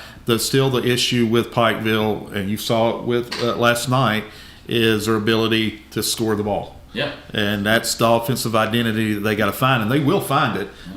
It's going to come around. Somebody's going to separate themselves and be like, I'm that go-to guy. I believe Eli Johnson's averaging 12 points a game. I think Eli needs to get that up to around 18 to 19. If that's 18 to 19 a game, then all of a sudden they become night in and night out. It don't matter if it's an Ashland or whoever, they're going to have a chance to win a ball game. But right now it just seems like they're just trying to find their way offensively and not really separating themselves there on the offensive end. No, they're not, and but that's what they've got to figure out. Right now they have trouble guarding in transition. Yeah, that's getting up and down the floor. I mean, they're what a lot of people ain't, and they're suited to be a half court team. So but Coach Justice will get it figured out. I mean, he's, if not the best, one of the best. In the region, and then. You take a look. I don't mean to cut you off, but what happened to EB? Because that's one of my favorites. Yeah, he's got a meniscus issue, and he's EB. If you guys haven't seen this young man, I know he's still a hidden secret. Yes, not to me. I've seen him. I love him. He plays for our D&D Mountain Elite AAU team, and he's going to give Coach Justice a lot more flexibility in that lineup. Oh yeah. But Letcher Central in at 10, and one thing I didn't think that we would see this year is Chapmanville drop out of the top 10. But this is week 1, of the top 10, and Chapmanville fell to the number 1 team in the state. Yeah. But it was the way they lost, I think, is what got voters, having them drop so much, because it was a convincing win for Fairmont. But this team, once they get it figured out, right now they may have the best front court in the business, but they've got to get better guard play. The guards have to step up, and when Kevin Blevins becomes that kid that everybody knows he can be, then that's when you're going to see Chapmanville take that step to being one of the elite teams, which is up near the top 5. Yeah, really good. Joey Gallagher is playing. Where they have him playing position wise in Chapman? At the 3. Okay, yeah. There's always that coming together process, Coach. You know that anytime you merge talent, it don't happen overnight. People think it's like that. No, it don't matter. You can't just stick a superstar in with other really good players because there's a growing process. And I agree with you, Coach. I covered whenever they scrimmage Beckley, and I was talking to Coach Barker over there, and I'm like, man, I said once they start clicking, it's gonna be on, and that's when Gallagher he knocked down 4 threes. I was like, you seem like he's been here all year, right? And then they go down to be a turnover or something like that. You can tell they're not clicked yet. But what I was very impressed with was Blevins. He was more physical this year. Very physical. But if they could just get it all together, like you said, it's one. It's a week 1 or whatever. But if they can get it all together, it's gonna be very special. Yeah, and they will get it together. Listen, it was a scrimmage game, but you can tell he was like he'd sit down. Take a deep breath, but he wasn't wanting to get in them or whatever. But I got real encouragement. He's gonna get it together. Yeah. Then when you sit here and look, the ones, Logan, we still, we know what we seen Logan wise this summer. When they had 5 players and no coach, we seen what they was.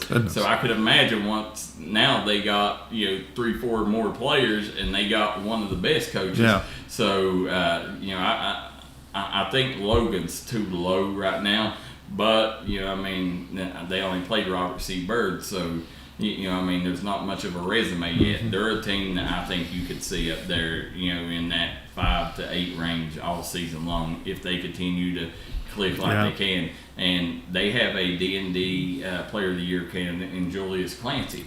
So he's a player. And then Matt Hatfield coming over. I'm telling you Logan fans, this might be. They may be one of the funnest teams to watch night in, night out because they're going to get up and down the floor. Right. And then Floyd Central. Floyd Central, we seen them lose to Perry Central in the WIMT, but Floyd Central's one whenever they're hitting, they're extremely hard to beat. They got a lot of guard play. They like to get up and down the floor, and they defend well. But when they're not hitting, that's when they got to figure other ways to win. Who did they play last night, Darryl? Floyd Central played. We had it. Shelby Valley. Yeah, got a big win over Shelby Valley's up by 7 at halftime, and I'll tell you what, Ronnie Salmons, Braden Moore. Listen, that's a tough duo, score and punch. They just had too much offensive firepower, in the fourth quarter, ended up overcoming. It was plus 20 in the second half, ended up winning by 13. I still believe Floyd Central, man, when they're clicking, they might be. I mean, it's hard to argue that they're not the best team in the 15th region when they're clicking. Yeah, and you know, another team that's going to climb this list is Pike Central. Mm-hmm. You know, but that's the thing. You know, we're talking about these teams that's going to be Chapmanville, Logan, Pike Central. That's going to be in that top 10, we think. But you know, who in the top 10 is going to stay out? Right. You know, so I mean, it's a lot better than people think basketball is here in the mountains right now. You know, there's a lot of good teams, a lot of parity, but we see right here our good friend Tanya Johnson says she don't think anyone on this list can beat Ashland. Said Pikeville played them in the first half. They're very well coached and they can shoot the lights out of it. Yeah, they can. That's what they're known for. Yeah. You know, and the thing is, people think of Ashland and they don't realize is Ashland is a great rebounding team because they know how to rebound them three-pointers. Yeah, long balls. Yeah. Long balls, long rebounds. Yeah, that's it. Said Fitzer averages 18 a game. Yes, Fitzer, you know, he's another kid that's going to be in that Player of the Year candidate race. We see Ashland plays at Chapmanville Saturday night. Yes, they do. That's a game that everybody's going to have circled on their calendar. And, you know, see if Chapmanville, because it's in the Country Road Showcase, see if Chapmanville can get it together before Ashland comes in. Because if not, you know, you're facing the same kind of team as a Fairmont senior. Yeah. So then Jonathan Patrick says, thoughts on McGoffin County over Pike Central game? Well, we talked about that earlier. You know, both teams come in with, you know, two of the front runners for the Player of the Year candidate in the 15th region in Barnett and Rigdon. But, you know, the thing is, you know, Rigdon, he is supporting cast. You know, Stewart, you know what you're going to get from Stewart. You know, Stewart's going to show up every night. You know, he's going to be one of the most consistent pieces out there. But the other players, if they can continue to get that from Peyton Owens, Jake Sloan, although Jake didn't shoot the ball great, Jake played a great ball game last night. You know, he was getting to the rack, he was finishing, he knocked down a couple shots.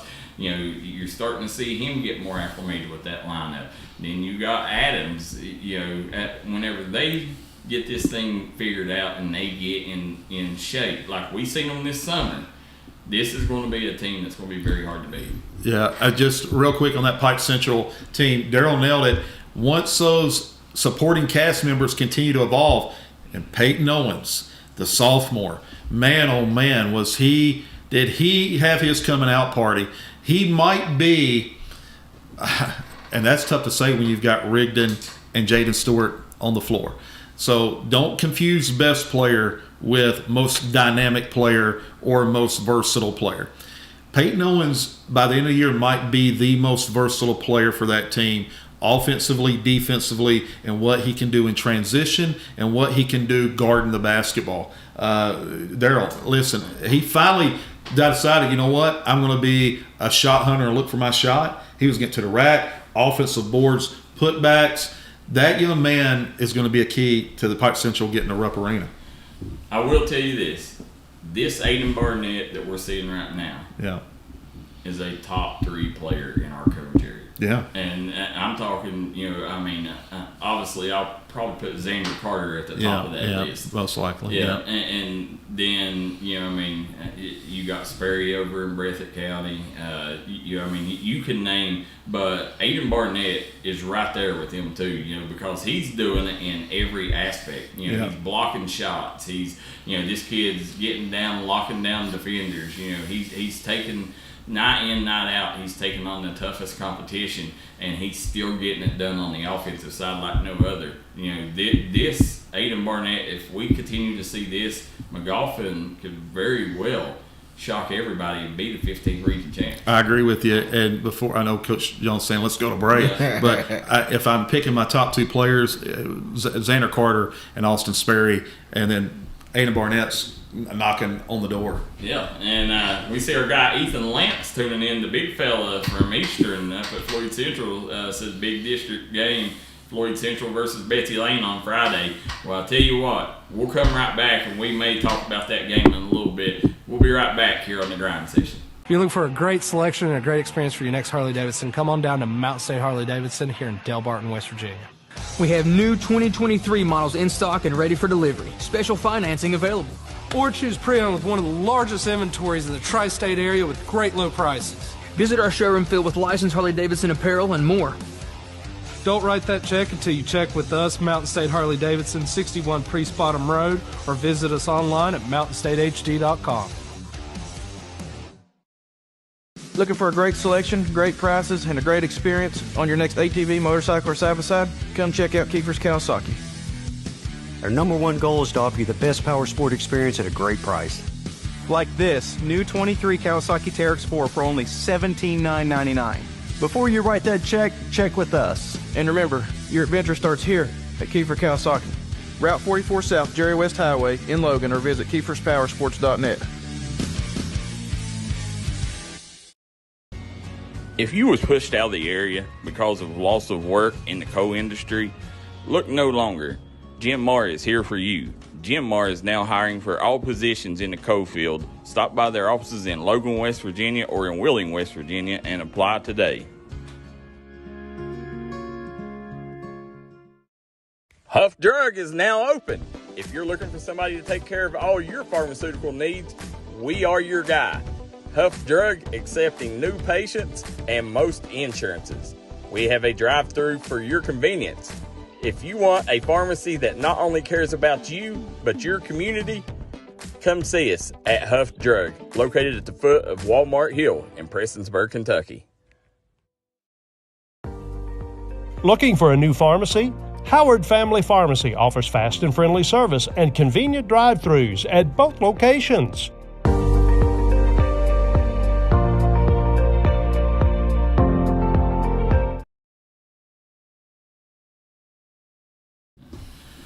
Back here at Glenn Martin Hammond's in Coal Run, we got Kevin Keathley to my right. I'm Darryl McCoy, and we got Coach David Jones on the boards here. So as we're sitting here, guys, make sure you get them comments and questions in. Real quick, you know, I know we want to talk about some middle school basketball here in a second, but somebody says, what do you think about, Lewis Rattle says, what do you think about Travis Perry coming to play in Wayland's gym on Floyd Central on Saturday?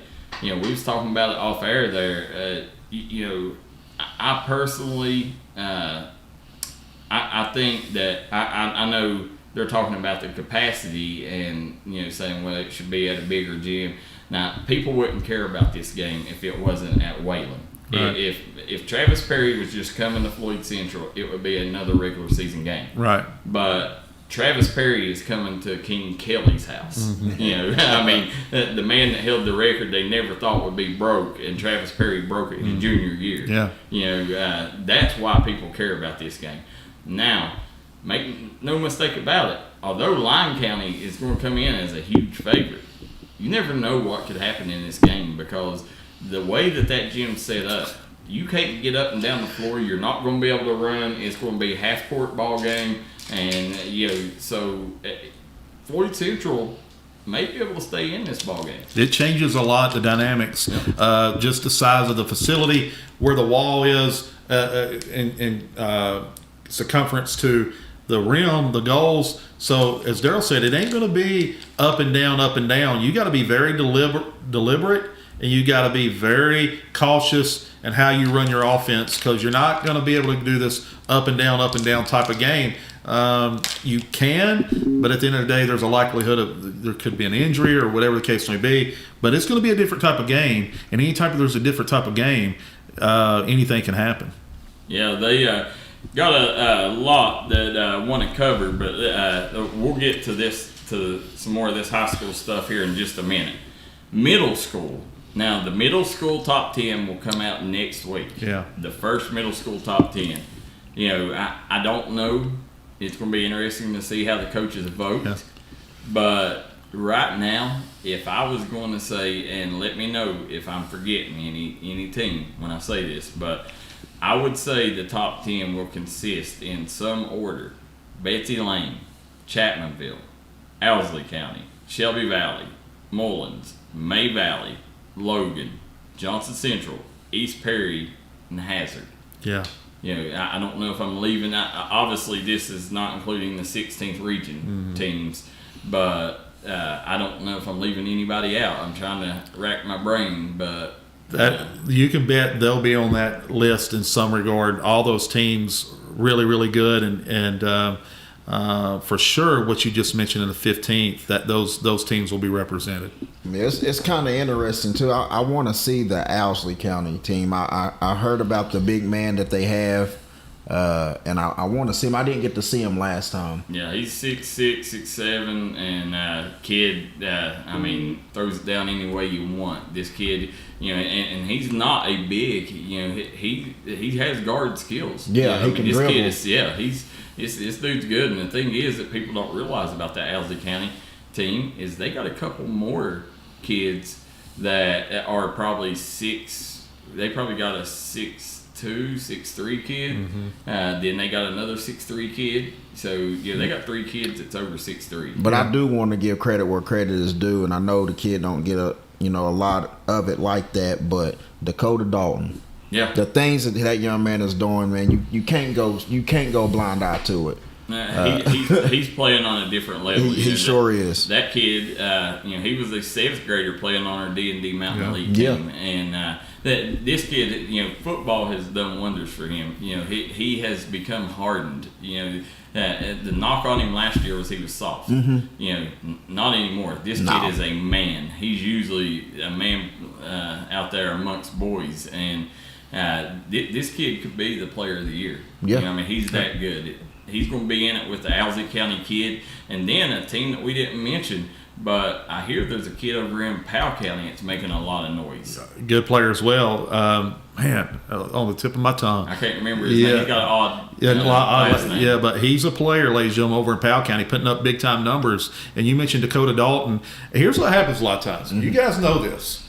Those highlights, you get the highlights from the dunks. Yeah. You get the highlights from those type of things. What gets lost is somebody's skill level and skill set and how far ahead they are of everybody else at their age. I think that's where Dakota Dalton is. I think his skill set and where he is as a basketball player is here. Yep. And he may not be throwing it down, but my goodness, what he's doing is much more important. And obviously, being able to dunk at 7th, 8th grade is huge and big time. But Dakota Dalton, his skill set is a separator. Oh, yeah. And then you had Mark, and when you sit here and look, we're talking about these, but every one of these, you got Dakota Dalton and Betsy Lane, you got Andrew Kidd, over Owsley County, you got the big fella, you got then Shelby Valley. You got Mark Bowling. Yeah. Mark Bowling and what's the other? Harrison Fields. Them two. Then at Mullins, you got Colton Ratliff. And let's not forget his now Jonah Hicks. Yes. So those two right there getting it done in a big time way. Jonah Hicks definitely stepping up, having a huge season for them. And then May Valley, they got Wes Buck, young Buck up there. Then Logan, Lucas Lambert, they got Grayson Sanders, they got Bentley Williamson. That team is loaded. Then you go to Johnson Central, they got the big fella, Ben Wallace. Yes. I can't remember his name right off the. I know you're talking about because I remember seeing his hair and stuff. And then East Perry, they got 2 or 3 really good bigs. They got good guard play, maybe the best all around team. Then Hazard, they got the Combs kid. So when you take a look at this, every team has a premier player on it. Right. And when it's really middle school basketball, everybody is beat up on everybody. It's hard to see who the clear number one is. Yeah. I think Robbie Joe Johnson and Betsy Lane would probably get my vote right now because they've beat more than not. And then you go over, and I really think in these early polls, the West Virginia teams will struggle in these early polls because of the ban that Logan County put on streaming. I think that people ain't got to see these teams yet. So that's going to be the other thing that you have to look at. So it's going to be interesting to see, how that middle school top 10 pans out. But middle school basketball, all of a sudden when you thought, well, it's down a little bit, well, you got 12 to 14 really good teams. Yeah. You go look. When they're healthy, that Car Creek team with Tate Craft on it, is good. And then that's not even touching, like I said, our 14th region teams or 16th region teams, and then Huntington St. Joe's got a big win over Crum. This middle school is everywhere this year. Yeah. I think the 14th region this year probably the deeper of the regions. I want to add Pikeville. Pikeville has a solid with Caden Newsom, Mr. Gillespie. Gosh, I always want to call him Daniel Gillespie. Jaden. No, not Jaden Gillespie. Come on. How can because Braxton works out with him. Dalton Gillespie. I always want to say Daniel. But Dalton Gillespie and Caden Newsom and a couple other guys. That Pikeville team's a really good team. Yeah, they are. And the kid we're trying to think of is Connor Morganson. Yes. Yeah. So that's the kid that's been dropping 40 a game up there in Powell County. So wow. It's going to be really interesting to see. In Chapmanville, they come to Betsy Lane, so you're going to get to see there who the best team is in that. I'm pretty sure Logan and Chapmanville play again this year. I think they got the rivalry back. Oh wow, really? So, I'm pretty sure. Somebody can let us know if that's not true. If that's true, I'm dropping everything. I'm there. Yeah, you got to. You got to be. That's going to be one of the biggest tickets. Absolutely. Chapmanville coming to the Dome, to take on Robbie Joe Johnson, and this goes back, Robbie Joe was the leader of that Car Creek team, when Chapmanville was rivaling one of the top 5 teams that year. It's going to be very interesting. But guys, it is 9:20. We still got a segment to talk about. So, David, let's take a quick break. When we come back, we will finish up with a strong segment of high school basketball. Come right back and join us.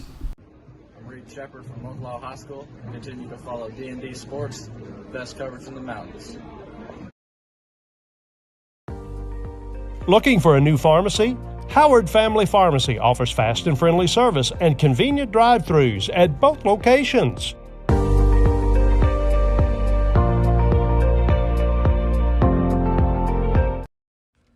If you want to make your dream home come true, call Solid Rock Development today. Check out some of these interior and exterior jobs they've done over the past few years. Solid Rock Development is making custom dream homes come true at a great price. Family owned, family operated, and faith backed. Give us a call today at Solid Rock Development.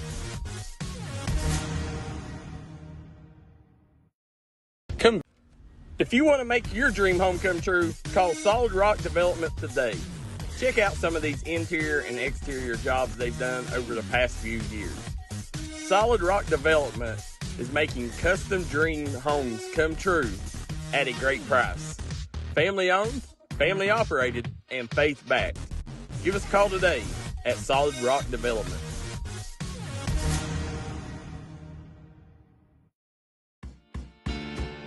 Come see us at Trailhead Bar and Grill in Macon, West Virginia, where the locals come to hang out and the trail riders come to visit. Follow us on Facebook page for our daily specials. We're open 7 days a week here at Trailhead Bar and Grill. You can give them a call at 681-308-6088. Make sure you follow them on their Facebook page to keep up with all their daily specials and for business and operation hours. Trailhead Bar and Grill, located downtown Matewan, West Virginia. Back here in Coal Run, you're watching The Grind Session with Kevin Keathley to my right, producer David Jones on the boards, and I'm Darryl McCoy here as we got to finish strong with this high school segment because we still got a lot to talk about. Hazard got a 77-32 victory over Wolfe County. Going in, a lot of people see that, but what they don't realize is the big fella Skylar Ritchie was not with the team. So changes it's a little misleading. Yeah, that changes things, Darryl, because if Skylar Ritchie not in there, he might be the most important piece to that Wolfe County team. He definitely is. Yeah, he's definitely the most important piece. And a lot of people don't realize, that kid was really starting to come along. I hope they get things figured out and he comes back, because, and I don't know what's going on there because I've not spoke to him, but, I don't know. Something could be wrong. He could be sick. Right. But want to see that team flourish, because if they can keep that young group together, this could be a very special team there. You got Flincham and Creech, two unbelievable 2027 kids, and if Richie's on board, that Wolf County team can knock off almost anyone if they play a really good game, and maybe a Breathitt County or somebody has a down game. Yeah, speaking, one of them teams that I was surprised didn't get a vote in that top 10 was Russell. Mm-hmm. Because right now, the Elijah Neal and Caleb Rimmer, for them to be two young freshmen, they're playing like veterans up there. And this team, I know Pikeville played them close. They played Pikeville very close up there, if I'm not mistaken. And, in that 16th region, night in, night out, by the time postseason comes around, these young freshmen are going to be battle tested. Russell's a team that I think you're going to see, hover somewhere between that, 8 and 14 mark all season long. Yeah, they've got the pieces. Elijah Neal, Caleb Rimmer played together for a long, long time. I believe they're now on the same AAU team. So year-round they're playing together. That gives them continuity, chemistry, and they got defined roles. So they let their guys play. They let them go out and do what they do. Russell, by the end of the year, is going to be really good. As you mentioned, they lost a close one to Pikeville, right? Yeah. And I believe they took another close loss the other night. But this Russell team, by the end of the year, is going to be exactly in the hunt. I think they're going to be legit. And when you're sitting here, Roger Bryant brought up a good point here, too. In that Crossroads Showcase at Chapmanville, Martin County will play South Charleston. Now, South Charleston may be one of the favorites in 3A. I think they're 3A. They might be 4A. They're 3A. Yeah. Hold on. I forget Coach Jones. They're 4A. They're 4? Yeah, they're 4. Okay. I forget they changed in the class. Yeah. Well, this South Charleston team, they picked up 4 or 5 of Capital's best players, this year, and then they got our guy T-Man Porter don't get over me there. started on them. Yeah, so they was the main one complaining about the transfer, but you said it though. You said it though. That you said wait until basketball. So you did. Yeah. Wow. It gets in football season. Yeah, it sucked because everybody left South Charleston. Yeah. But people ain't talking about the basketball side. And this number could be fluctuating, but I've heard as much as 14 transfers in there. I find it hard to believe. I would say the truth is probably somewhere in between, probably more like 7 to 9. Yeah, it's still a lot. Yeah, that's still a lot. But wow. But that's going to be you're going to find out Martin County, if Martin County can if they can play them somewhat close, and God forbid they get the win, then you got to put Martin County back up on top of them rankings. Yeah. Oh yeah. But it's going to be interesting. James Dameron says Wesley Buck was on Floyd Central's JV team. Said he played against Shelby Valley last night. Yeah, a lot of coaches have elected to play their high school stars up on. That's something you have to deal with in Kentucky and West Virginia. They don't allow it, so you don't have to deal with it. Mm-hmm. But Wesley Buck's definitely going to be the future of that Floyd Central program. Make no mistake about that. Yeah. He's good. And said Xander Carter. Bill Renzi says Xander Carter averaging 24.5 points, 7.5 rebounds through 4 games, shooting 57% from the field. Really good. Because listen, night in and night out, he's getting the defense's best shot, whatever it is, the best man, face guard, box on one. He's putting up 24 a game. Yeah. Listen, that kid's a player. Yeah. Said Jonathan Patrick's tuning in. Said Pike Central played a heck of a game last night. Ethan Cummings says Cavalier Christmas Bash is Saturday. 19 middle school games in one day at Creech Gymnasium. Can I, Mr. Ethan Cummings? Can I tune in for 1 minute, real quick? Coach Cummings, Now listen, brother. Listen, we saw the predictions on the. He has a coach's show right here on the D&D Sports Network. Really enjoy it, Coach. You're doing a tremendous job with that. Some of our guys, and I say our, over at Prestonsburg, they got extra motivated out here, Darryl McCoy, on the Phelps Prestonsburg Pick'em game. He said, Mr. Tyler Weddington, who, by the way, if you haven't seen Tyler Weddington, is the real deal. Yes. So, listen, let's take Tyler Weddington out of the equation. You're exactly right. That kid's the real deal. Coach Cummings, I want you to admit, get on that iPhone and say, I was wrong.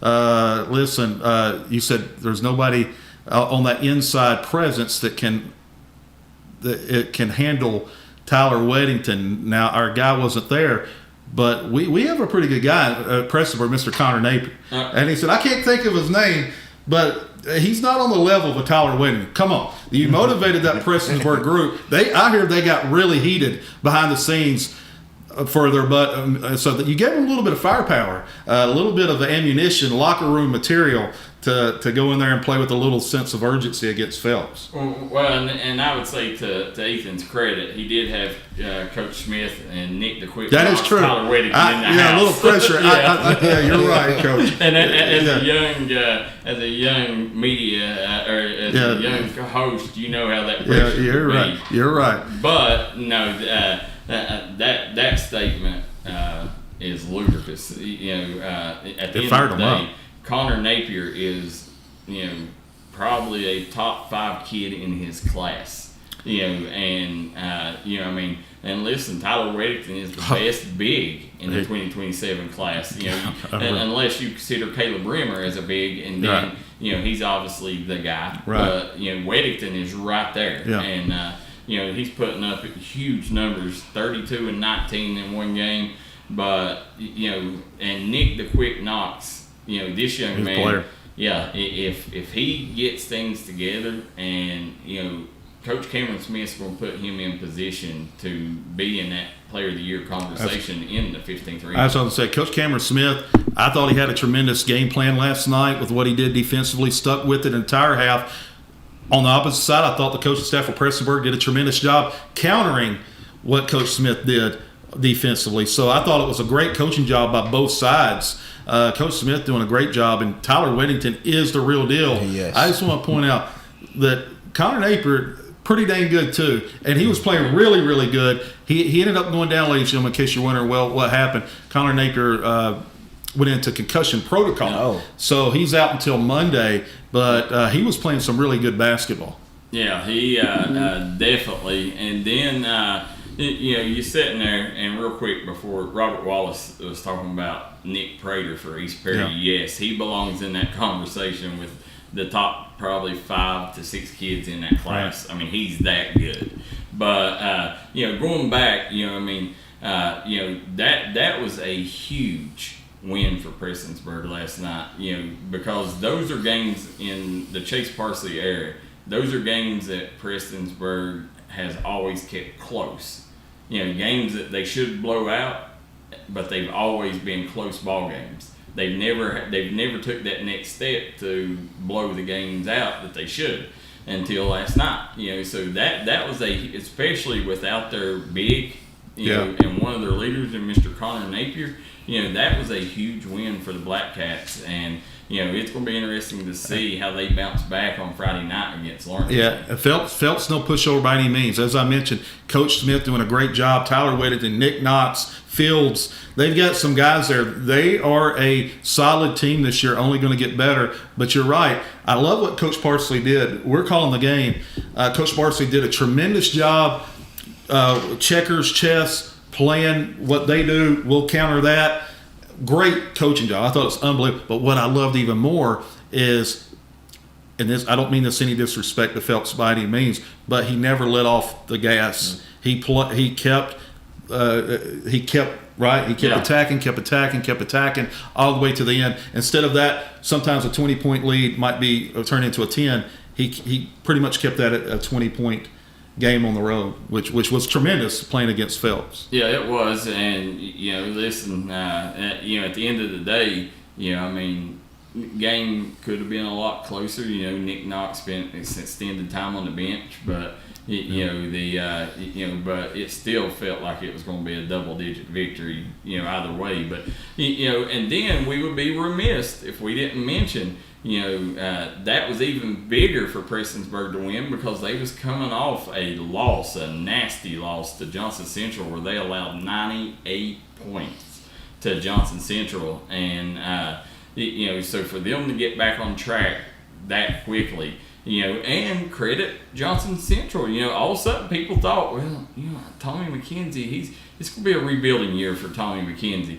Well, he showed like, hey, I got two of the best kids in their class in Shepherd and Sloan. I got Jacob Grimm. I got, he's got Kyle Rose down low. He's got the Meeks kid coming off the bench.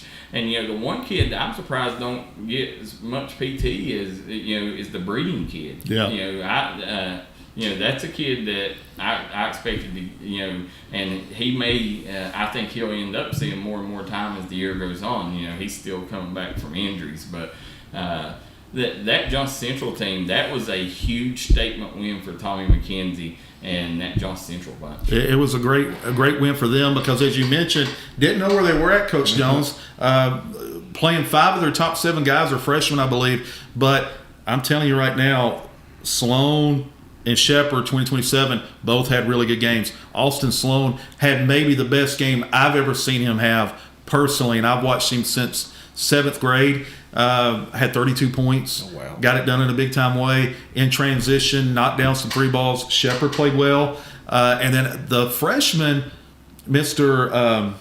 Rose. Kyle Rose.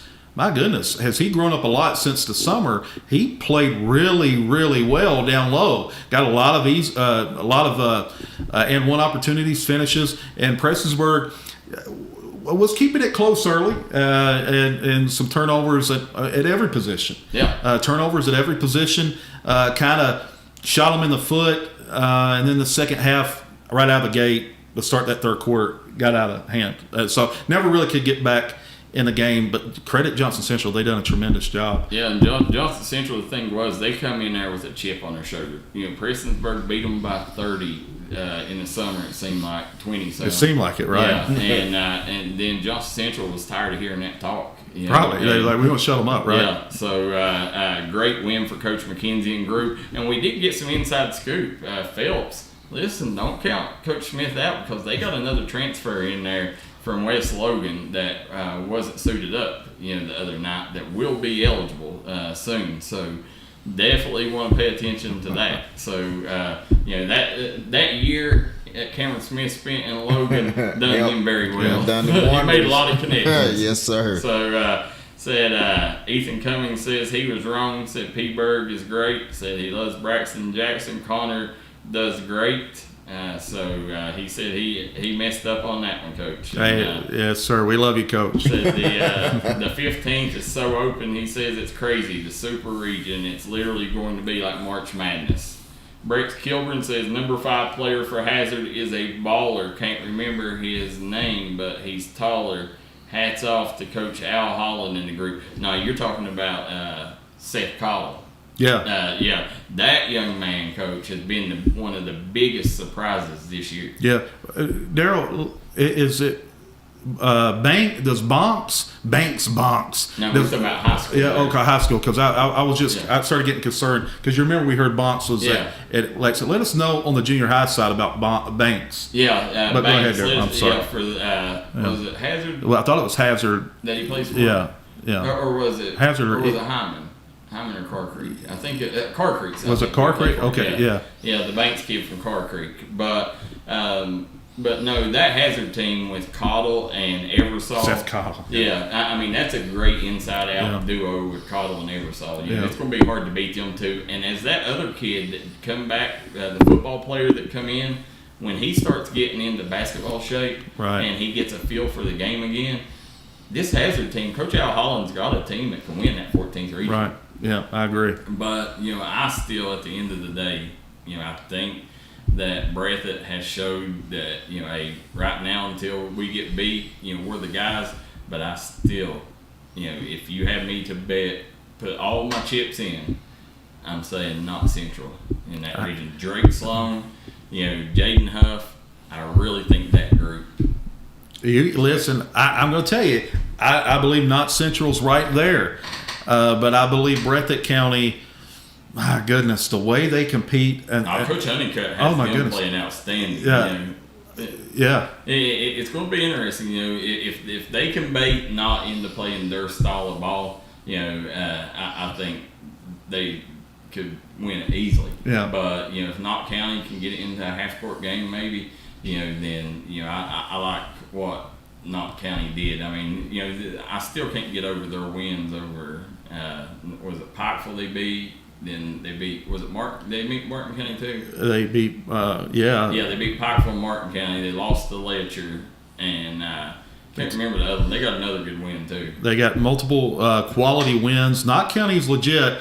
Breathitt County with the addition now, or the evolution of, the other guard, Darryl, Bellamy. Yeah. Bellamy's evolution as a offensive weapon. You can't just run those box and ones against Sperry anymore. Yeah, teams are going to run the 2-2-1 press. You know why teams run a 2-2-1 press? They want to take it out of the point guard's hands. So they want you to reverse the ball, get it out of their hands. So Sperry's going to see the box and one, 2-2-1s, and all that good stuff. But now, wait a minute. Bellamy has came so far along that you just might not be able to do that this year. Yeah, you can't do it. Yeah. He's come that far. So that's the difference. Credit Coach Honeycutt and what he's done there. Fabulous job by Coach Honeycutt. Brady Robinson says Cameron Pente hit some clutch threes in that win against Martin County. Well, as you know, I'm a huge Cameron Pente fan, and if they can get that kind of play, he should be leading this team. Mm-hmm. Him and Andrew Kidd should split that leadership role, and if they can play like that, then Betsy Lane, could very well rise right back to the top of that 58th district. Yeah. But we see Roger Bryant said, "Is D&D going to cover any of Chapmanville's games this year?" Well, Roger, we are planning on it. Right now, there is a ban in place where you can't stream in Logan County, so. Until they get that figured out, the answer is no, but we are hoping they get it figured out sooner than later, and we can be there for the Tigers. There was one more. Coach Jones, Trinity Road, milestones. Trinity Road, 2,000 point scorer. What about that, Coach? Trinity Road. She's kind of the maestro on the court. She's got that ball on a string. The best at her position. I remember talking to her dad during one of our, Darryl, one of our workouts at the YMCA. Brought his son, Will, Trinity, and Caitlin and Braxton. Right, so we always talk at midcourt sometimes. And Will told me, I vividly remember this conversation. He said, "Here's what I want for Trinity. I want at her senior year." Her to score 1,500 points, 500 assists, 500 rebounds, and 500 steals. And I want her to win Miss Basketball. He told me that, right? So he had a vision, and he spoke it into existence. Well, guess what? Not only did she get 1,500 points, she's now 2,000 points, and she probably has 500 assists, and she probably has 500 rebounds. If not, she's really close. Yeah. And Miss Basketball candidate. And her steals are probably up 300 or so because she's a heck of a defender as well. So, it's definitely impressive there. Then, David, who was the other milestone that we had there? Sophie Atkins from Lawrence County. Sophie Atkins, just a sophomore, cracking 500 rebounds. That's best. That sounds like me, but go ahead.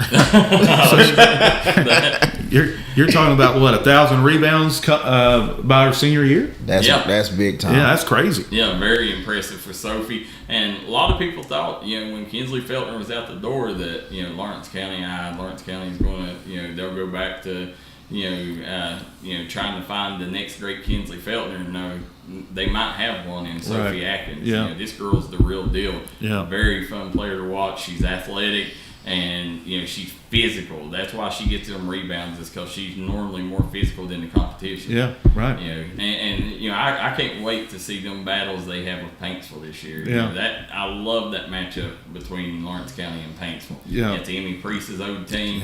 Yeah. And Paintsville, I want to see where Paintsville goes without Les Trimble. How good can this team be? Will they reach their pinnacle, with Kylie Kenner and Emmy Priest? Will they make the best of that duo, without Les Trimble there? That's something that's going to be interesting to see. And I don't know who took over for them. Yeah, we need to find out. We'll have all the lowdown next week on where that's going. Said Lynn Keathley said been cheering for Trinity since she was a little girl. Said so happy for her. Yes, she's hitting huge milestones. And Coach Jones is we want to give a big congratulations to the Tug Valley cheerleaders and the Pikeville cheerleaders. Yeah, the Pikeville cheerleaders. This is Pikeville's 13th state championship in small school division. 13. Whew. That is huge. And not only do they got state championships, they got national titles under their belt. Yeah. And then Tug Valley, in Pikeville, in Kentucky, Pikeville is known as Cheerleading Youth. In West Virginia, it's Tug Valley. It's known as that. And they wrapped up their 10th state title. Right. So congratulations to both of them cheer programs. Cheerleaders never get the credit that they deserve. We love seeing whenever these cheerleaders can bring the hardware back to the Cofields.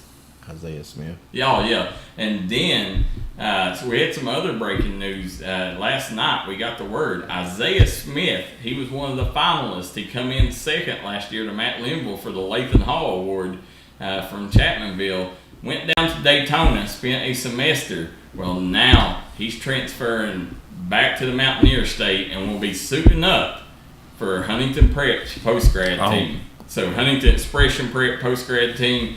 That's going to be neat to get to see Isaiah again on D&D Sports. That's big time, and as you know, D&D home games, you can only find it on the D&D Sports Network, and it's like clockwork, right? It seems like every Monday we're down there, Huntington, covering Huntington Expressions Prep basketball, and that's awesome. Now you get to see him on the post-grad team. Yeah, that's huge. For you people that don't know, on Monday nights, it's not every Monday, but Mondays, Thursdays, I think, are normally their game nights. But you can watch Huntington Expression Prep here. Number 1 guard in the 2025 class, Darren Peterson. You got Khalil Green. You got Micah Tucker. You got Malachi Payne. You got Kerry Kwani. You got 7-8 kids that hold more than 5 Division I offers on that squad. If you want a chance, like a lot of people said, I never got a chance to see that Oak Hill team, or I never got a chance to see that Huntington Prep team with Wiggins and all them. Well, don't be that person that says I never got a chance to see Darren Peterson at Huntington Expression Prep, because we'll bring it right to your house. And don't forget, Tingle, my funny bone there. Dylan Tingler. Yes. Oh my goodness. Yes. The flamethrower. Pride of Hurricane. And I tell you, that post-grad team, they picked up that other kid that come from Moravian Prep. Yeah. Oh, good player. Very good player. Yeah, I'm excited to see them. Yeah, Turnquist. Yeah. I'm excited to see them in live. Yeah. Fun to watch. Just wait. I can't remember what their next game is, but they laid one on Wesley Christian the other night. I know. I watched it. I hated it for our D&D Mountain League, Saki Sefa, but Coach Sean Ward, though, he's done a fabulous job with that. He does. He does. They took a lump, but listen, that Huntington Prep team is one of the best basketball teams, period, in the nation. Take nothing from Coach Ward and him on that. You add Jilts in on that. I forgot about Jilts. Just because it was on my mind, we're talking about superlatives and guys doing some things. I have to mention 2 Prestonsburg guys that got double-doubles. Darryl McCoy, one Johnson Central, one last night at Phelps. Connor Napier, I believe he had 15 and 10 at Johnson Central. And, of course, he went out early in the third, I believe, midway through the third with that concussion protocol. And then Caden Allen last night had a double-double and a big win on the road. So 2 Prestonsburg guys getting double-doubles. Yeah, 19 and 13, I think. Wow. Yeah. Yeah, so definitely a huge deal there. That's you guys can catch Prestonsburg on Friday night as they'll play Lawrence County in a boys-girls doubleheader, and we'll have all that action right here on the D&D Sports Network. It's going to be interesting to see. Right now, jury's still out. Coach Jones on Prestonsburg. One thing that wanting to see, we think they're a good team, but it's still ain't decided yet because if you're the team you thought you are, you don't drop a game to Johnson Central like that. But off days. Yeah, that's what I'm saying. And because they've beat some very very caliber teams. That goes back to this summer. But during the season, the thing with Prestonsburg is they don't have the marquee win yet. It's when you take a look at the games. Probably their best accomplishment is playing Letcher as close as what they did, and the Valley, that was a solid win. And then last night that Phelps, that was a solid win. I was going to say that because I think the Phelps game is a very very solid win because they got some good players, man. Yeah. And, and they can give you some mismatches that that can create some havoc in there. And I thought, honestly, just to be honest with you, I thought that was a trap game for Prestonsburg last night. Oh, it could have very well been. And the Fields kid, the Ethan Fields kid, he played really well for the Hornets. If they can get everything together and everybody's hitting on a night, they're going to be a hard team. Absolutely. Let me go ahead. But the reason the Johnson Central reason I say is because they beat Johnson Central like that this summer. You would have thought they would have had the confidence to go in there and beat them. So the jury is still out on them. That Lawrence County game will tell you a lot. Well, let me ask you this, right? Me and Darryl, I promise we're not going to end this in a brawl here, ladies and gentlemen. let me ask you why you believe that Shelby Valley win wasn't a big time win on the road. No, I think it was a solid win. Okay, solid win. I think it was a solid. I think Shelby Valley went to Johnson Central. They had Johnson Central down 15 probably at half. Mm-hmm. I was there at halftime, and I thought it was going to be a blowout, so I left. Yeah. Credit Johnson Central. They come back and made that a game. Right. And but that Shelby Valley, and they beat Betsy Lane. One of the biggest reasons. Yeah, that's one of the biggest reasons the Shelby Valley, I don't put as much stock into that one, is because it was the first game. And obviously, them coming back without Collier Ford, without Russ Osborne, they still was trying to figure things out at that point. So I do think that was a very solid win. I think that the Phelps was a solid win, but their other wins are over Cordia, Buckhorn. Mm-hmm. And that's it. Yeah.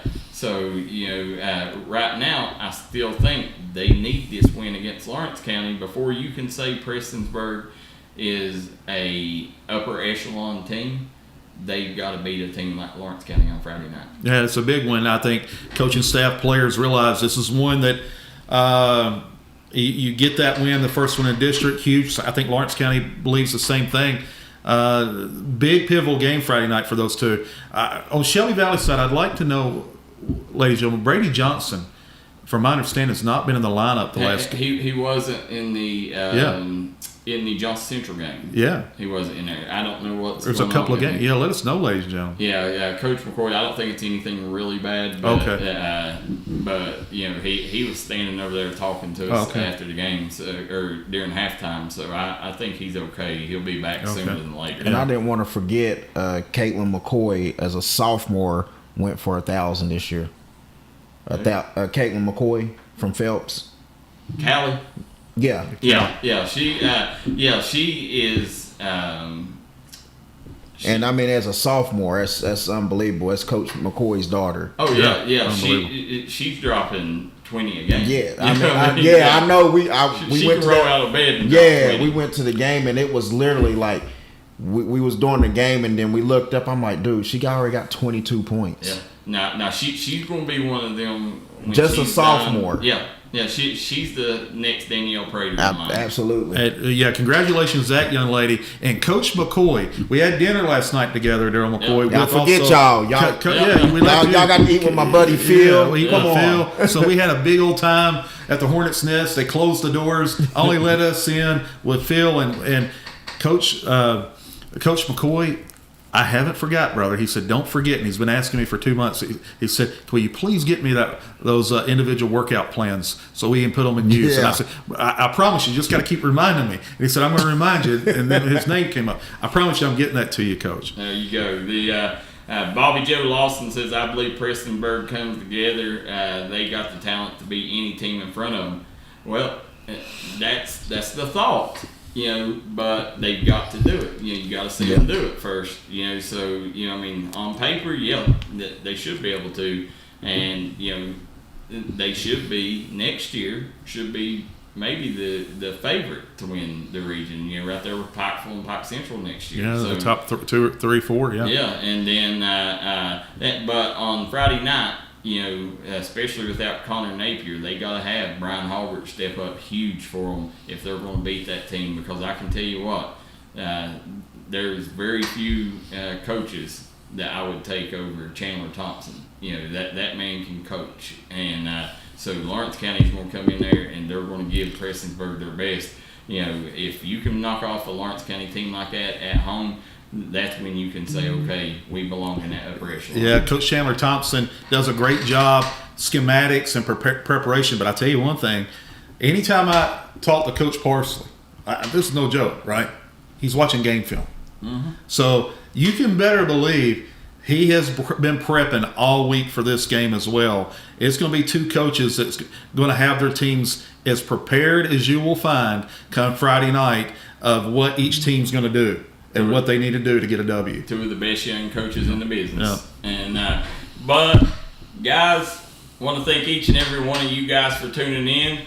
Again, another great night here on the Grind Sessions. Coach Jones stepping in for the Maestro Thomas Rainey. We appreciate Coach Jones stepping in. Hurry back, Maestro. and hopefully Maestro gets better. Like I said, keep prayers coming for Maestro. He's struggling with some sickness right now. Definitely, when it comes to game night, you got to have your big toe orchestrating things and on the back end. So make sure you guys keep them prayers coming. But guys, for Coach David Jones, for Coach Kevin Keathley, I'm Darryl McCoy. You watched another episode of The Grind Session. Till next time, so long and good night. That's teamwork.